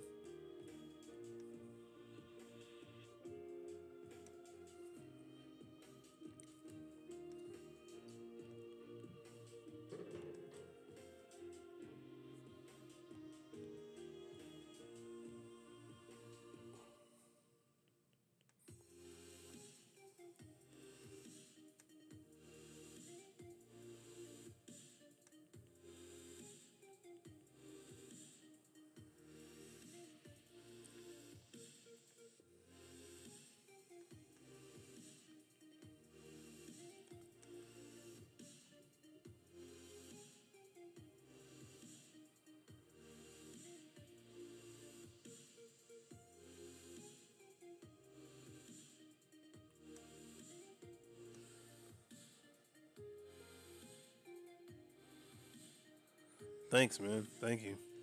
Thank you.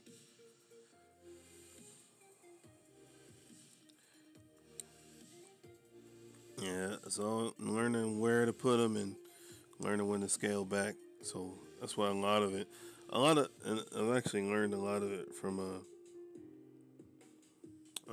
another artist that I kind of love his work, especially for his panel layouts. Is Olivier Copel, French artist, amazing. But the way he does a good job depicting using cross hatching, foreground, midground, background, it's pretty awesome. So I kind of use that when I have moments where characters are kind of on top of each other. Also, kind of outline them. It's very subtle, but thank you, man. Thank you.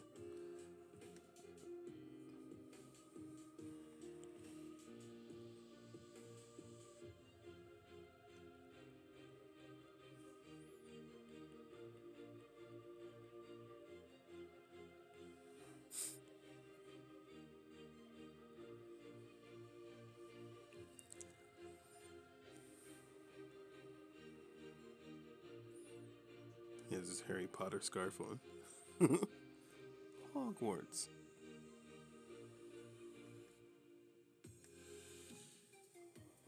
He's the artsy type.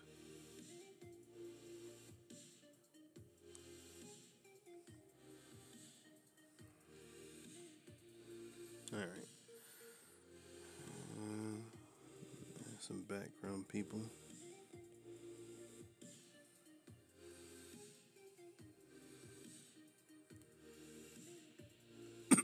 Excuse me.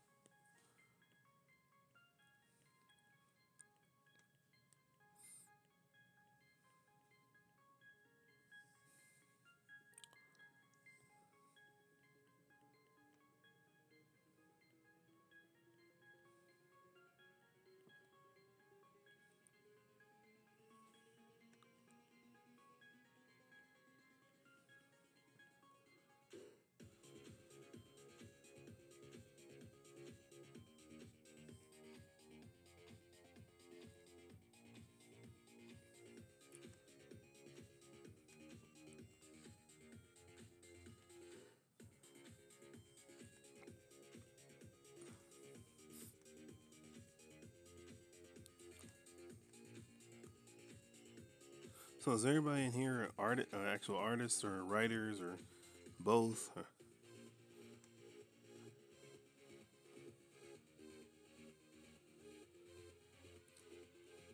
What are some of the art challenges you guys have run into when creating, or guys or gals that have run into when creating a story? Like, what's the biggest, I guess, hurdle or one of the roadblocks that you've experienced?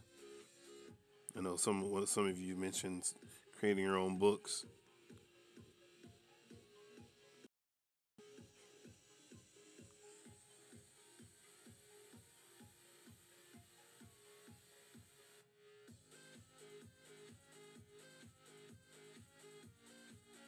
Oh, the brushes, as far as like how they work, art, or how as far as what like what you said the brushes, like what about them?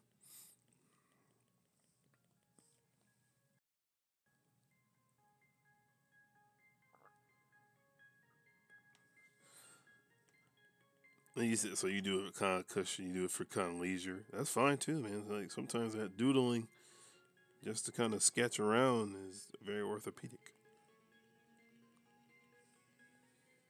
Nothing wrong with that.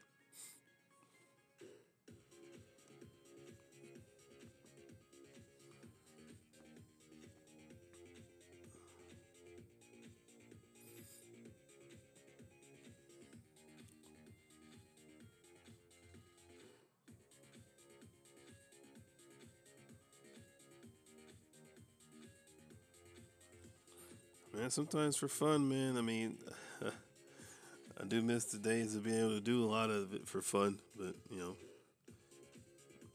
I do enjoy getting out there and being able to do it as a career is pretty awesome too. But yeah, you're an artist, cause just not you may not like say you may not do it for as on a professional level, and that's fine. But you're still an artist, even if it's casual.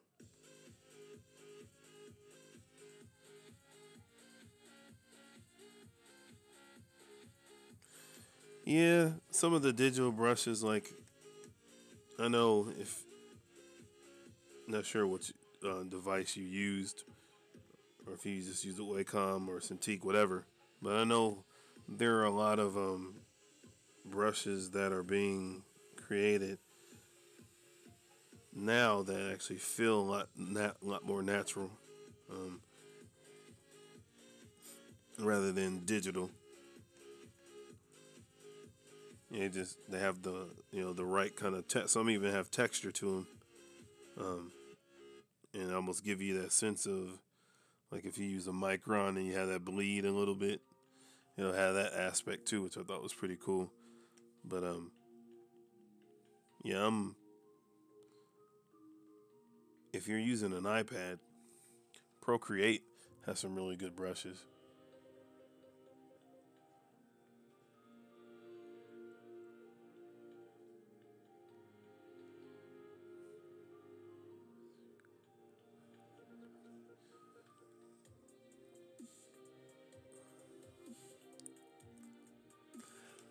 Yeah, that as far as that's what I always say. As an artist, cinematography is just as important than the creating of the character. Move camera placement and stuff like that makes the scenes more interesting. Um, Honestly, you can look at one of the things that'll help too is looking at film and some of the angles and camera shots that they used, and kind of trying to emulate some of those, like if it fits your scene, within the story. Um, like I said, the biggest thing that people have issue a lot of times they have issue with is they don't know what it looks like. And I think once you figure out what it looks like, then it's easy to kind of reproduce it and make it your own.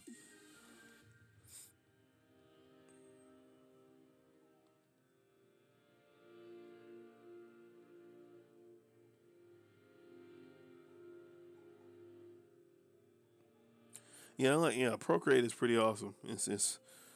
Um, there's a lot of brushes that are still being made for the software, and some of them are like pretty spot on as far as like feeling as if you use a quill brush or something like that. Um, I think Garamond has some good ones. A guy by the name of Ram Studios, that's his. He's actually on YouTube here too. He has some good ones. Friendin, I think that's another digital brush set you can use. Not sure.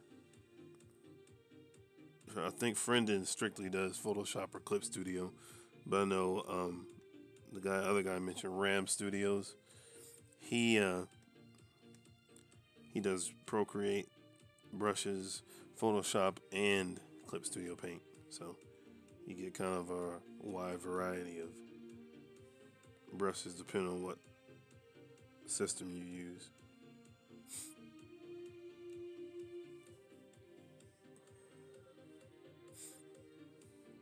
Yeah, I really do like Procreate though.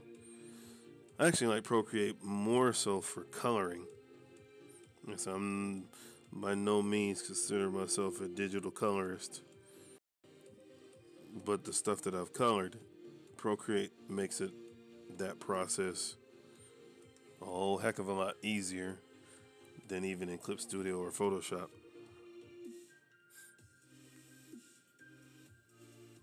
So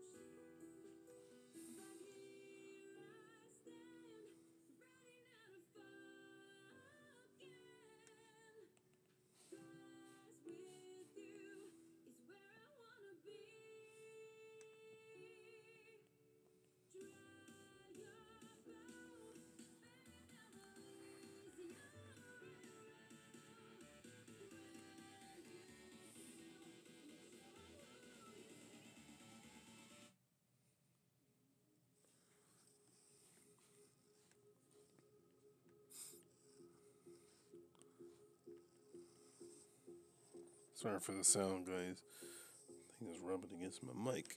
There we go. There we go.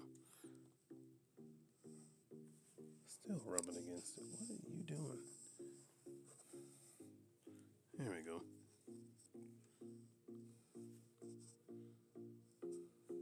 So I didn't hear it the whole time until now.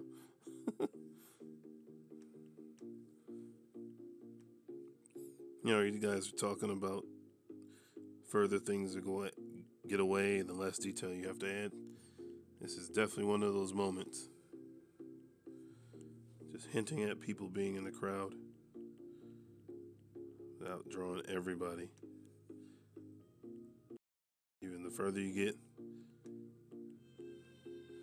just enough.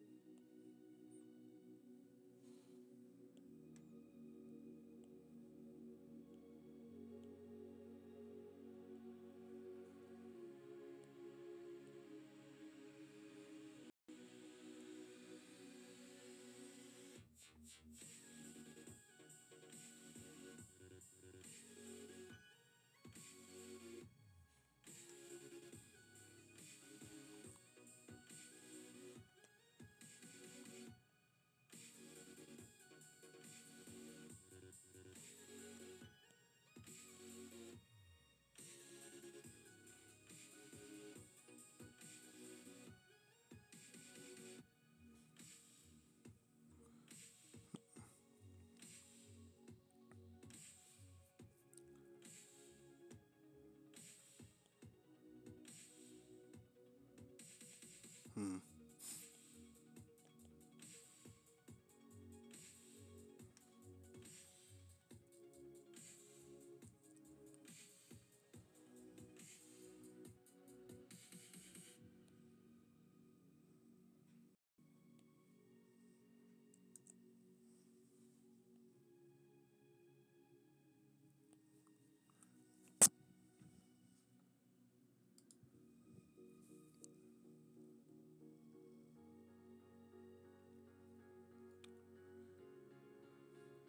Sometimes I wonder.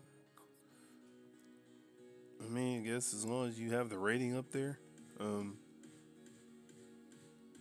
hey, Marlboro. I guess as long as you have the rating up there, so people know what they're getting, Arthur. I mean, I'm a firm believer, man. The book can be violent if it makes sense. Meaning, like, if it's like war violence and things like that. Because that's something when I did worked on Uber, um, that was one of the things that it was like, is this just violent to be violent, or does it make sense? And in the world of Uber, I mean, it made sense because here you had these enhanced beings, humans, who were given basically godlike powers, and when they hit the average human, there's a reaction. And unfortunately, the human would explode. So it made sense. It wasn't just like violence for violence. So I think as long as it's comprehensive, if that makes any sense, um, I mean, you can create it as intense as you want, just as long as people know up front, this is an adult book. This isn't um, for kids or preteens or whatever. This is definitely a book that's gonna and make you like, oh wow. So yeah, not sure if that even addresses your comment, but hopefully it does.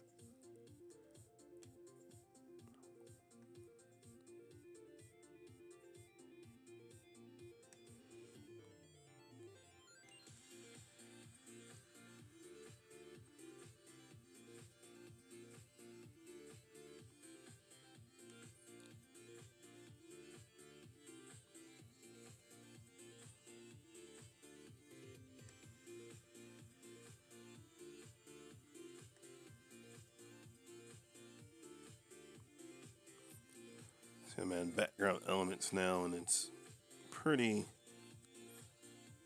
simple. I'm not gonna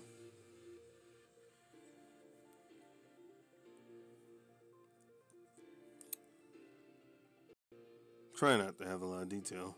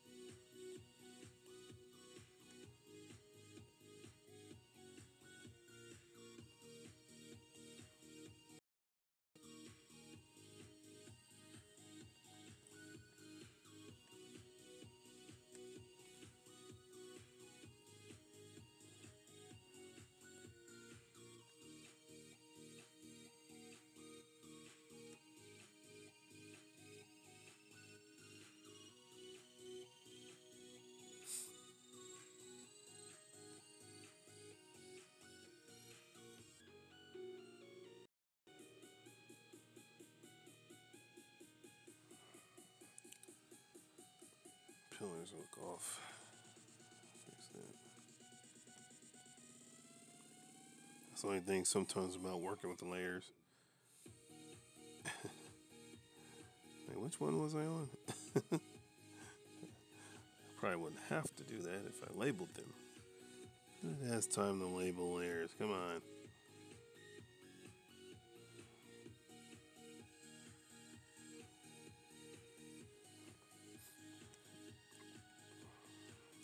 Just remember I was supposed to have the room tilted, so.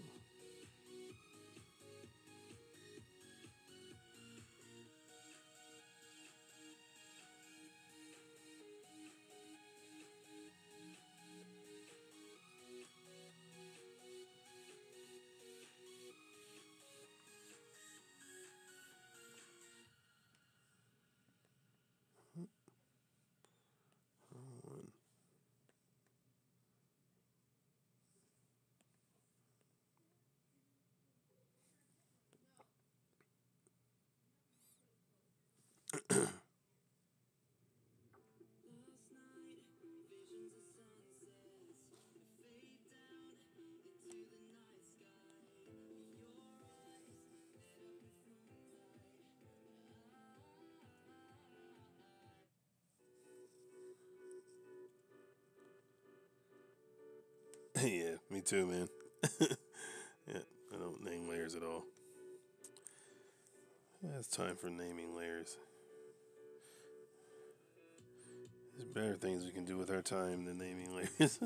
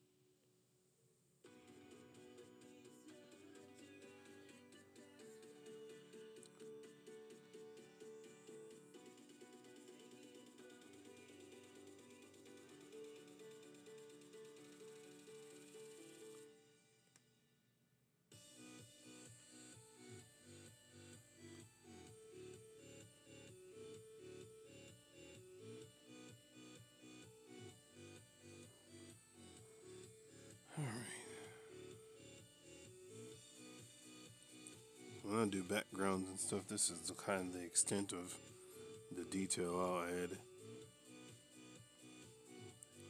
It's usually from here I'll do toning or something like that, but there's already so much detail in the foreground, I don't want to overload it.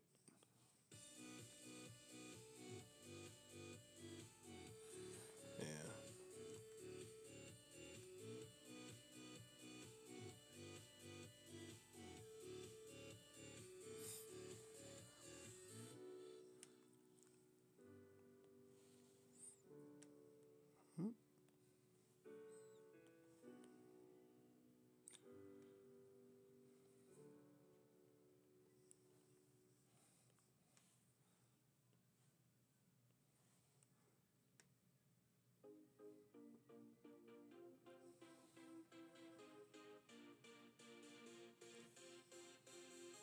Hmm. To fix that.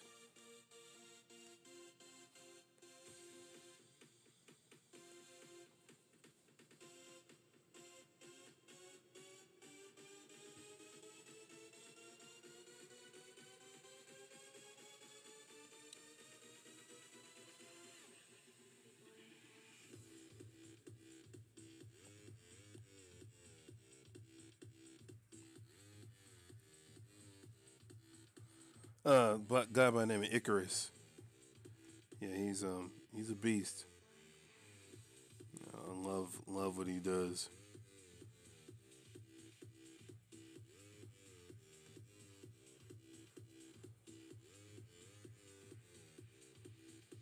Definitely does amazing work, man. I'm proud of the stuff he does. Um,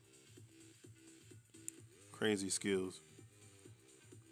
Shoot, man, I wish I could come like that. Yeah, he's the truth.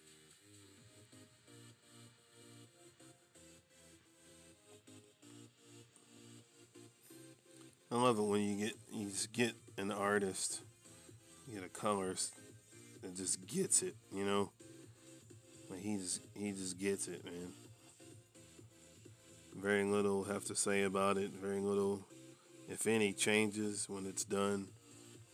I mean, he just gets it. Shout out to Icarus, man. If you're watching, you are definitely appreciated, bro.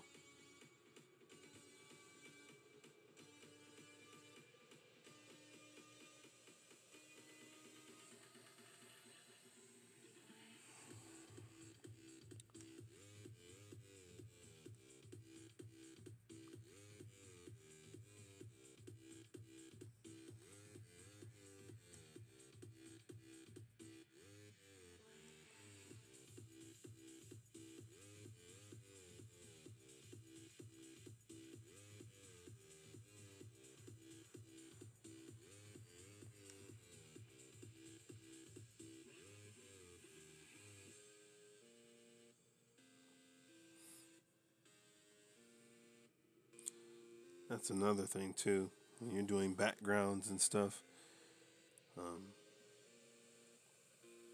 again, you have to keep in mind same principle I was talking about the figure, the background, the backdrop, scenery is as much as a character as anything else in your scene. So it demands the time.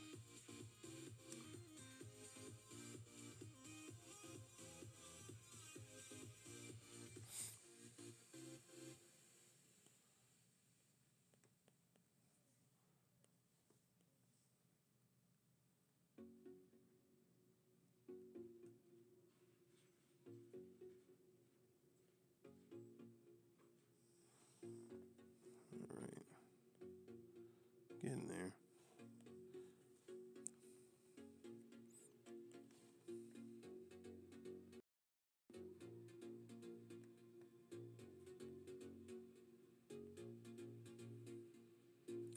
Again, those that dropped by for the moment, appreciate you. Those that are still here, staying for the whole thing, you're appreciated too. those are just using it for stream for background music. If you like what you hear, um, thank you as well. Um, and please hit the like and please subscribe and share this video. Um, yeah, my channel, man, it's pretty much gonna be like showing you the process, because so many times you don't get to see that, especially when making comics and from pros. You just see it finished.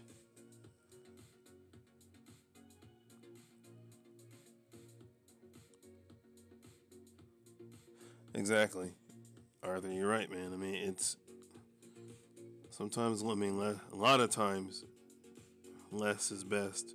And two, um, doing it this way, at least I feel like it gives our colorist room to play.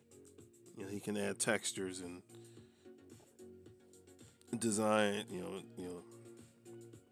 detailing and cool cosmetic effects and stuff to this scene that I could probably try to do with the gray tones and black and white, and wouldn't pull off the same look and feel. So definitely, I like leaving it open, especially the background, so he can do what he wants. I appreciate you, Cuss, man. Thank you. Yeah, I definitely plan on doing more. And I said, once I'm finishing with this, and um, I do plan to be back tomorrow. Like, for real, for real. you know.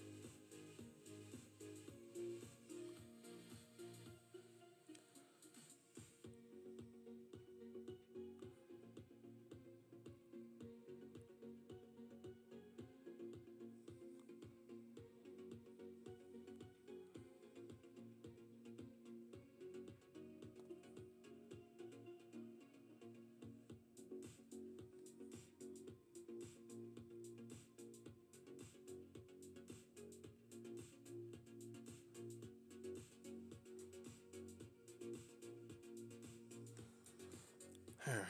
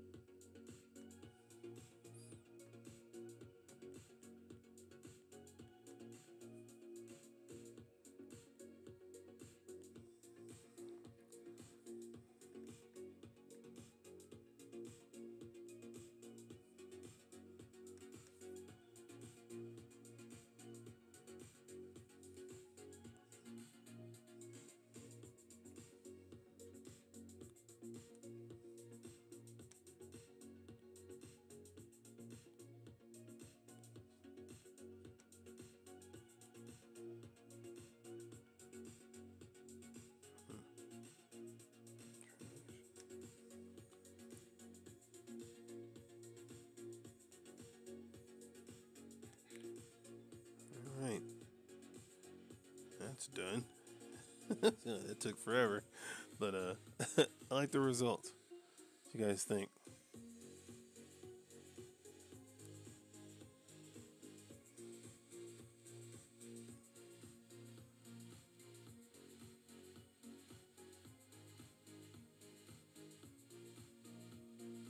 Yep, that's the thing, Sinja.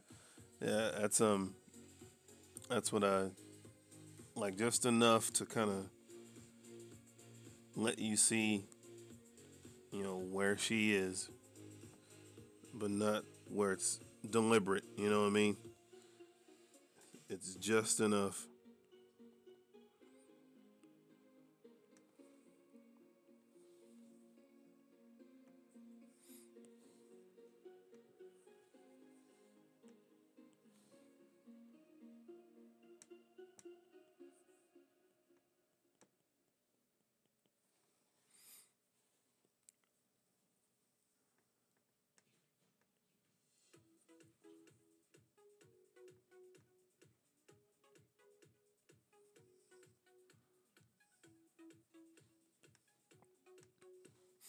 Oh, so one down.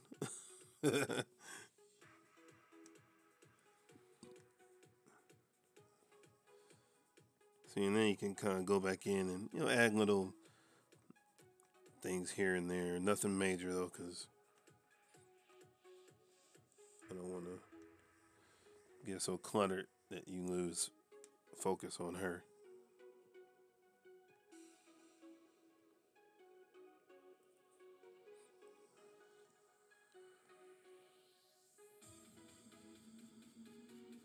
Yeah, Arthur definitely would get a different look if I did this traditionally. But that's just because I haven't inked a lot traditionally, so um, it wouldn't be probably as clean and crisp as this. And then again, it just mileage. It's just I haven't had enough time inking traditionally to achieve kind of the same look and feel that you see here. But I have no doubt if I actually took more time to do traditional inks, um, I can make it come close to what you see digitally. A lot of times, I mean, traditional definitely has a look and feel that you can't necessarily get. You can come really, really, really close, but there's just a feel that traditional has that I don't think digital has, and vice versa. You know, it's a clean, polished look. If that's what you're looking for in your work, that digital has that traditionally can't do. So, yeah, she's a straight up thief, Rodwell. Yeah, this ain't the only. This ain't the only one she tries to pickpocket either. She tries to go for a couple other people in the next scene. She grew up rough, man, and like her story is pretty. It's pretty intense.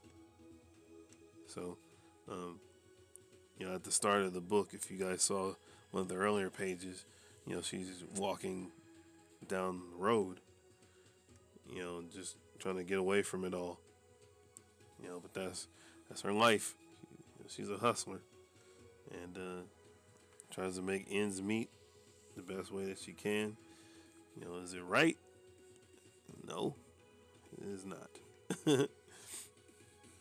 But in her mind, this is all she can do. So, yep.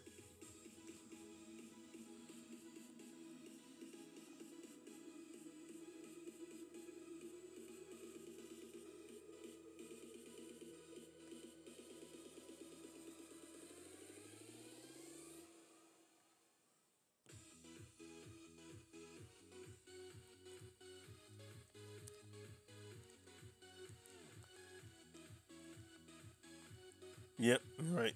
So that's the whole breakup of adding that little edge to her around her, the aura you mentioned.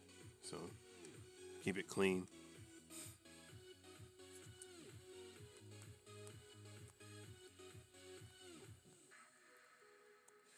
Resolution wise, 600. Nothing. Believe it or not, I used to do what was it, 1200, which was insane on the resources of my computer. It pulled everything. I was like, okay. Now with the 900, it wasn't good enough. I mean, it's still too much. But 6, I found, is enough. I mean, anything higher is just overkill. I mean, you can even get away with 500. I wouldn't go below that, but yeah, 6 to 5 is fine, or I should say 5 to 6 is fine, but nothing below that, unless you're trying to present it to somebody, online. You can do like I'll do 290, maybe 200, or just take a screenshot if you try to post something online. A lot of times, because that's safer. But yeah, nothing above 6. Yeah, 6 is plenty.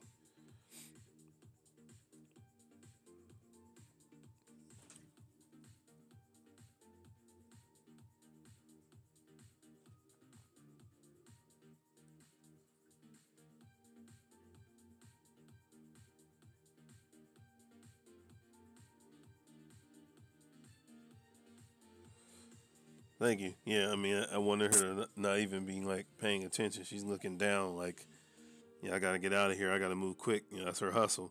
Get in, get out, kind of thing. So,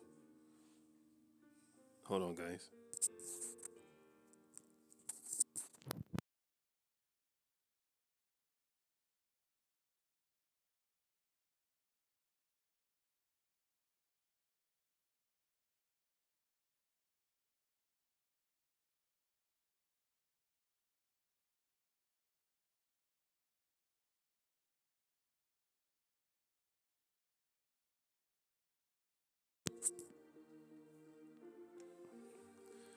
But yeah, so Furious Foods. Yeah, it's coming, man. It's coming.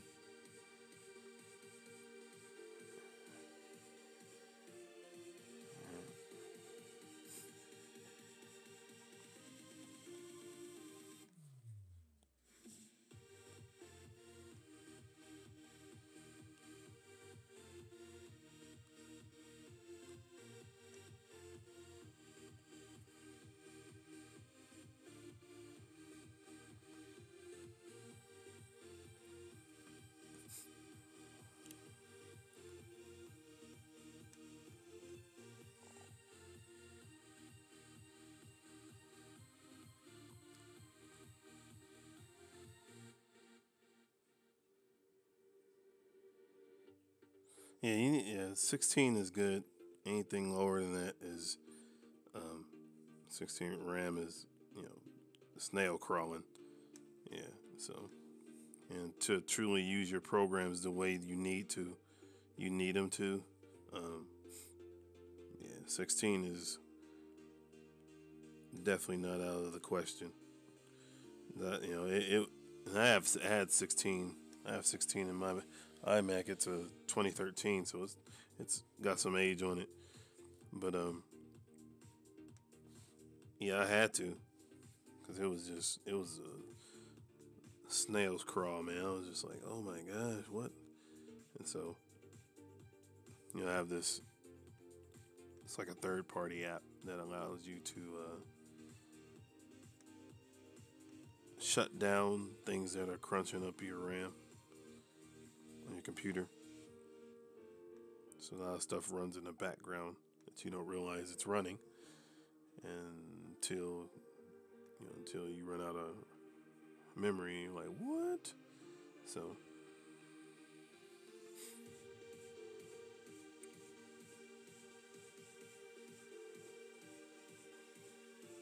yeah, 600 is fine. I mean, that's, like I said, that's the best. That's good quality.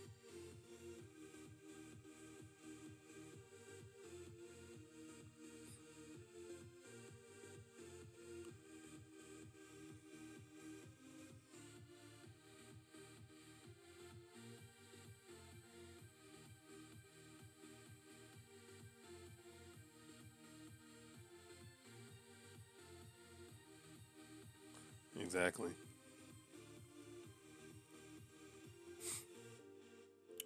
Yeah, I mean, the RAM can be expensive, but again, in the long run, it's worth it. It definitely pays you back, as far as productivity. So,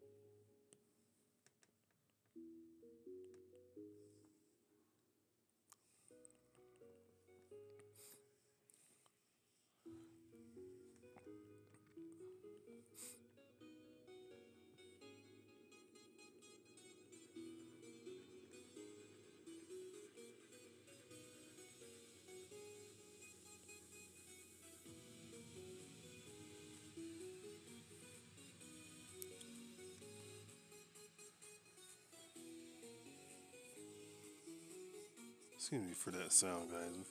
This cord is rubbing against. It's kind of happened suddenly in here before. Anyway, sorry.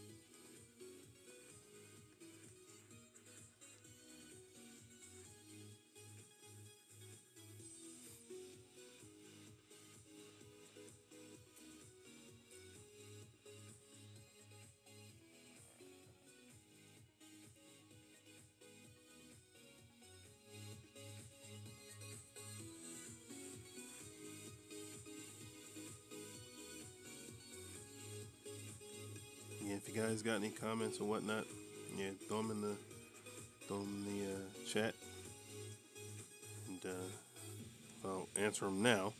I'll answer them after the stream. But yeah, excuse the silence. I'm in zone mode here.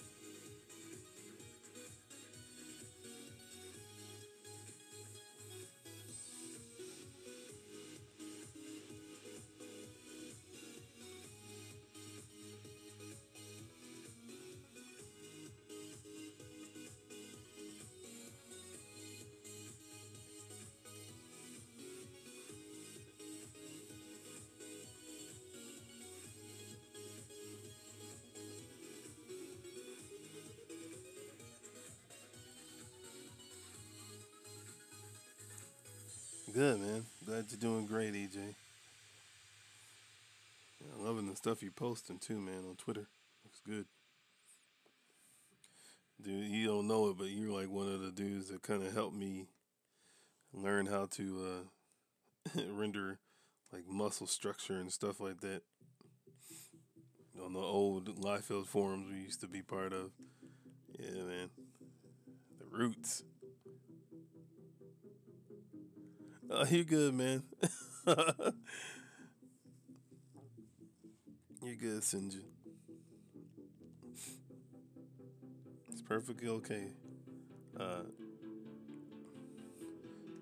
Silence is not always a bad thing, especially when you're creating.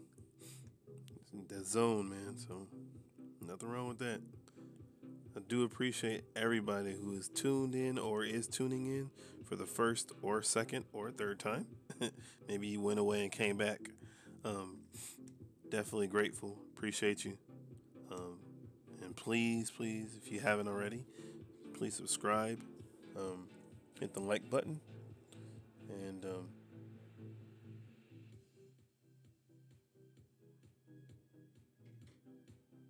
if you think somebody will benefit from this, or just to inspire somebody, sometimes seeing others create helps others, helps you create too. So, um, by all means, share it, please.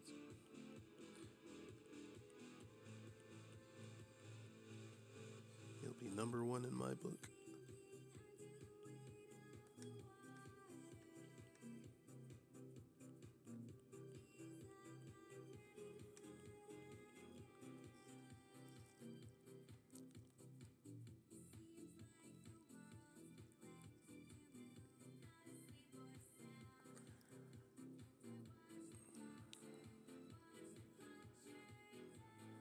Oh yeah, go over with the, yeah. That's you can do it traditionally, but it's definitely not as easy as a process as it is doing it um, digital. I mean, you can still achieve the same thing. You just use the eraser instead. Sure you did, Antonio. That's why you're still here. Now,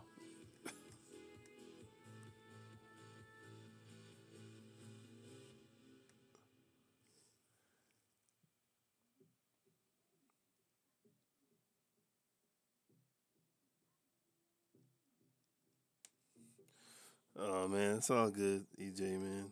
You know, do the stuff you can do, man.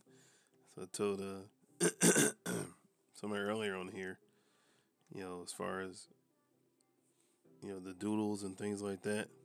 Sometimes it's just therapy.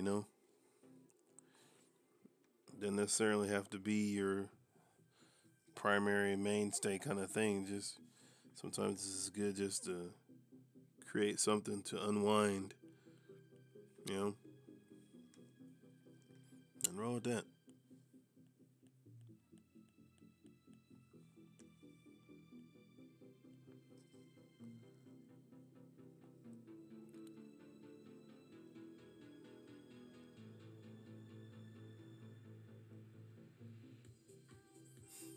Yeah, EJ, I'm serious, man. I mean, it was, the because you definitely understand the muscular system pretty pretty sound, and so and not only that, but how to shade it correctly.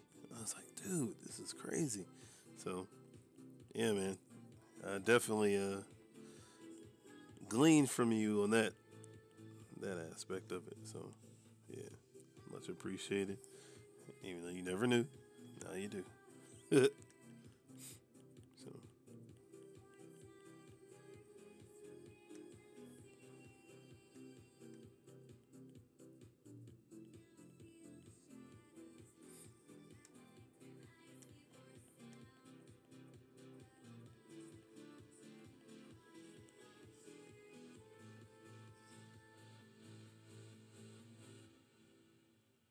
oh, okay, that's cool. Tell Elliot I said it was good, Mr. Munger. Yeah, guys, if you get a chance, check out Elliot, aka Jerk Munger's channel here on YouTube too. That dude is a beast. Love his style.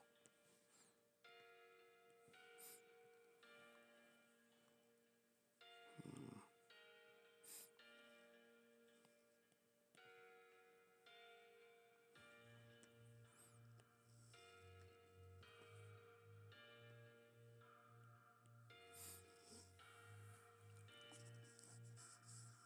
this thing is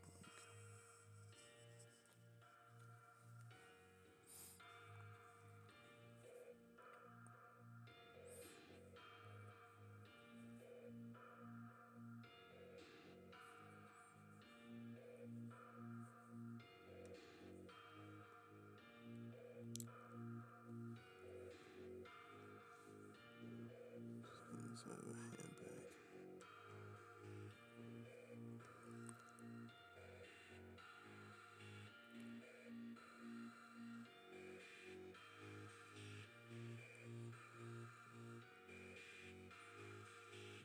He said sick as in dope or sick as in not feeling well.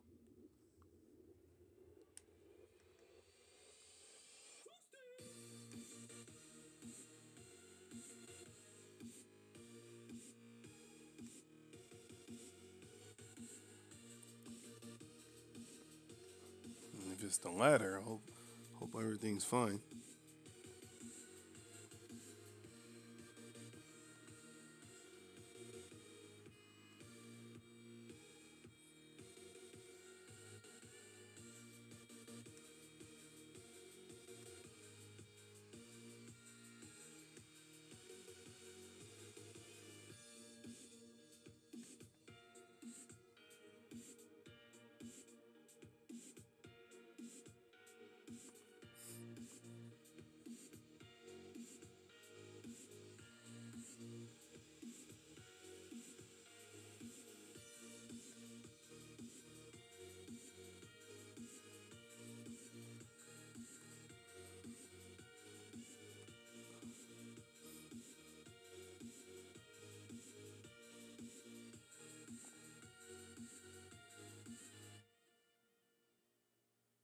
Oh man.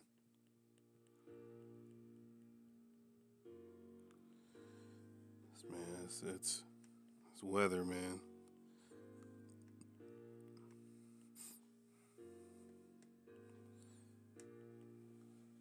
I think he's on East Coast time, so I think he's probably is he? I think he is. Elliot is. Is he East Coast? I think he lives in California. I can't remember. I just know here, man, it's frigid.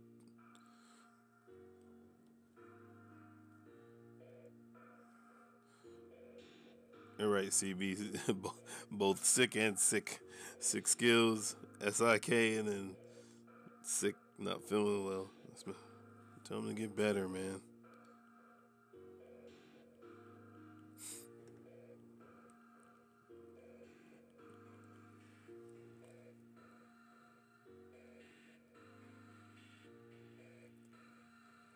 Yeah, man.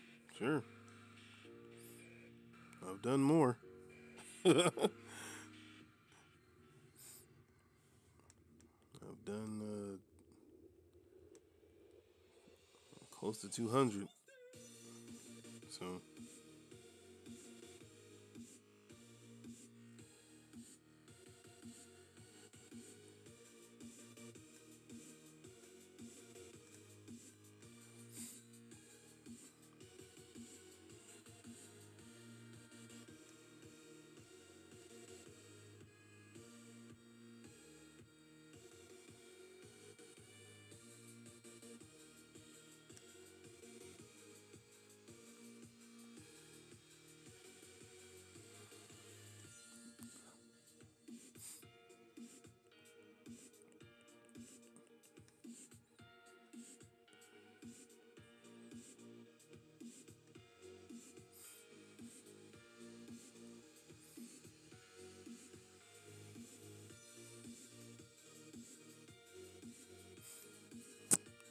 I am going to change that.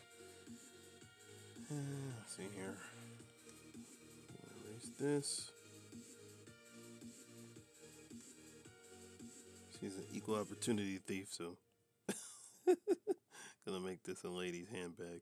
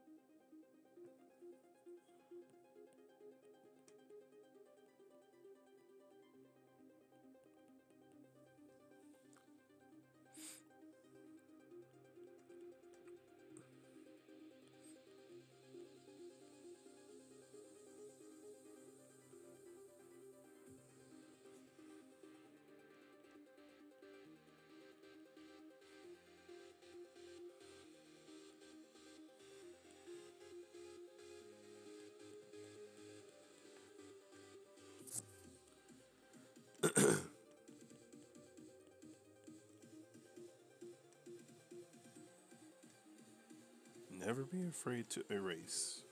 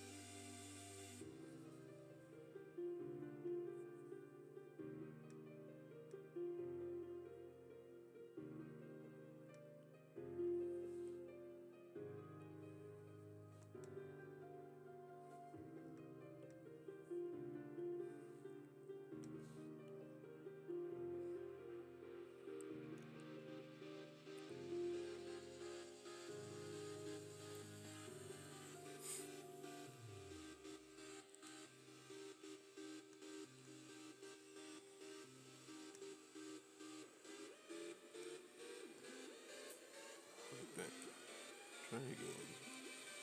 Powerful undo button. Gotta love it.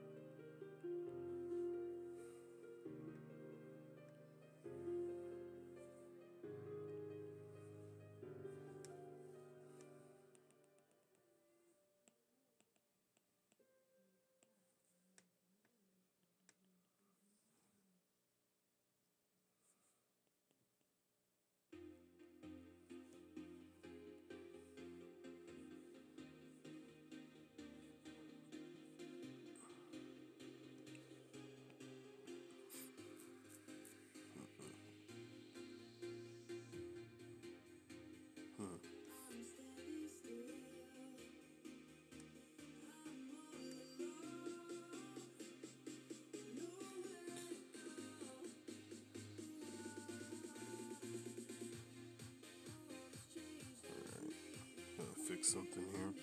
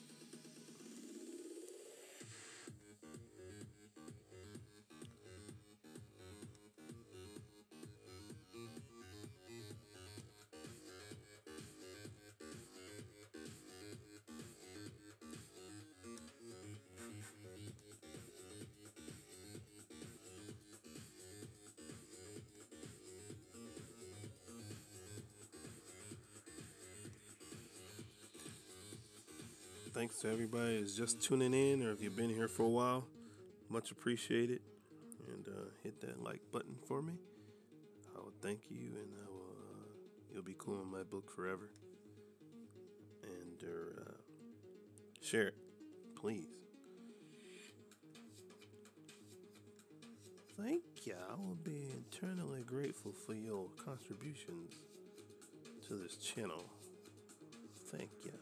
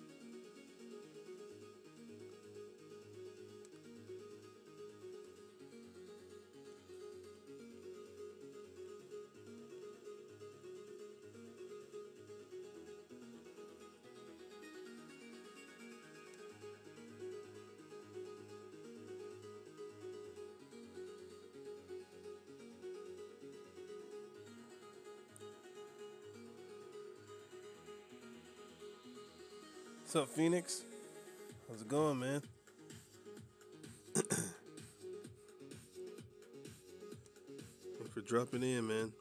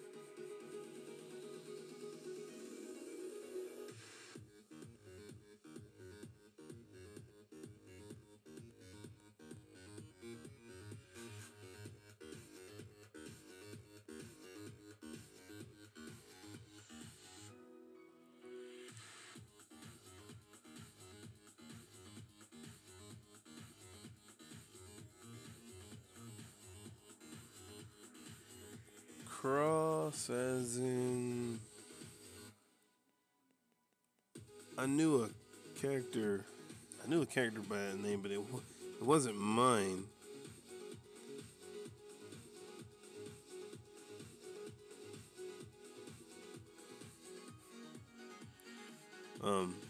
It was for this website I used to post artwork on,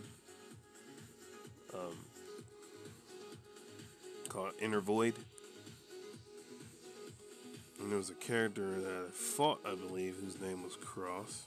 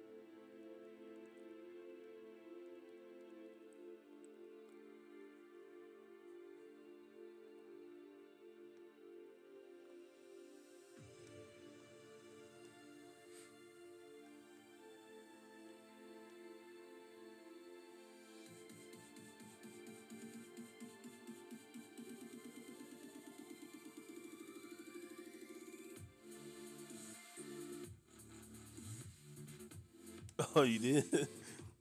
Who's the character? And no, I didn't. I didn't know you made one.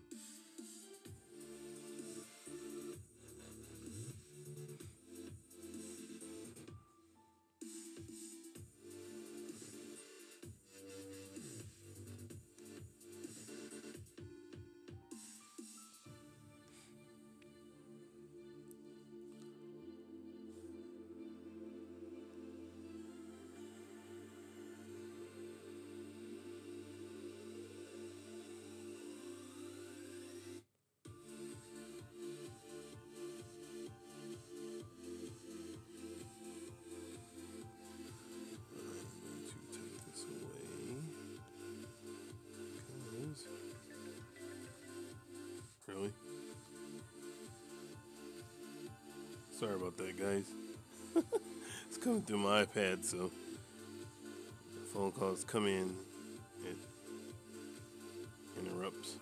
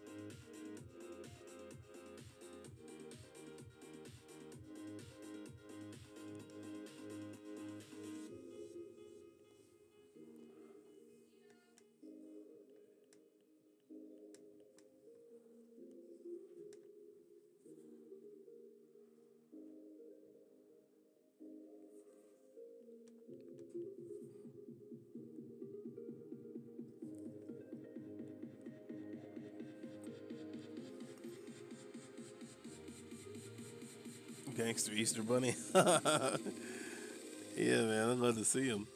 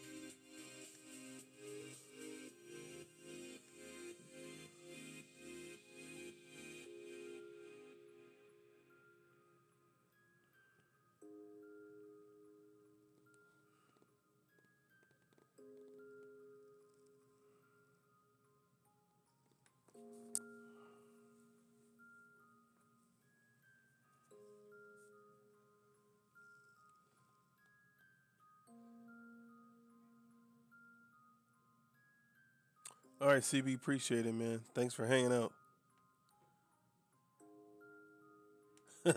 Break out them glow sticks, man. That's what's up.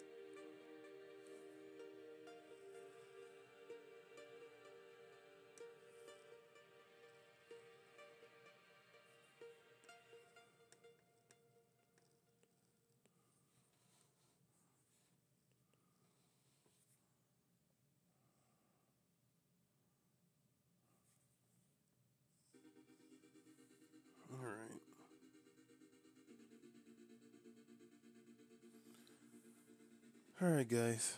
I've been streaming for, man, nice little amount. Call it quits for the stream, but I will be working on it anyway, late tonight. So, tomorrow, you should see more left for me to work on, if not me done with this page. But, again, I appreciate everybody that came to hang out here today. Definitely want to keep with the morning schedule just because it seems to work better. But yeah, I'll try to stream earlier tomorrow. But thanks again, everybody, for tuning in to the stream. If you're interested in more of my work, you can follow me on Twitter at cap_white, or you can check me out on Facebook at Art of Caanan White, or my Instagram, which is Caanan02. That has most of my recent stuff. So, and please check in the in my description in my Instagram. You'll see, and in here, links to our Indiegogo with the awesome writer and brother from another mother, Antonio Bryce, aka Akari Press. You can also check out his YouTube video or YouTube channel here as well, which is also Akari Press. And there you'll find a link that'll take you to, like I said, our Indiegogo and the store that has the various merchandise. Some cool shirts with Santana if you're into an evil Santa and all the good stuff. But yeah, guys, I appreciate you hanging with me. This was awesome. Just working, man. Working, grinding, getting it done. That's kind of how this channel is going to flow. Just getting things done. So, again, thanks, EJ. Appreciate it, guys. Keep creating. Keep doing what you do. And I will catch you all later. Peace.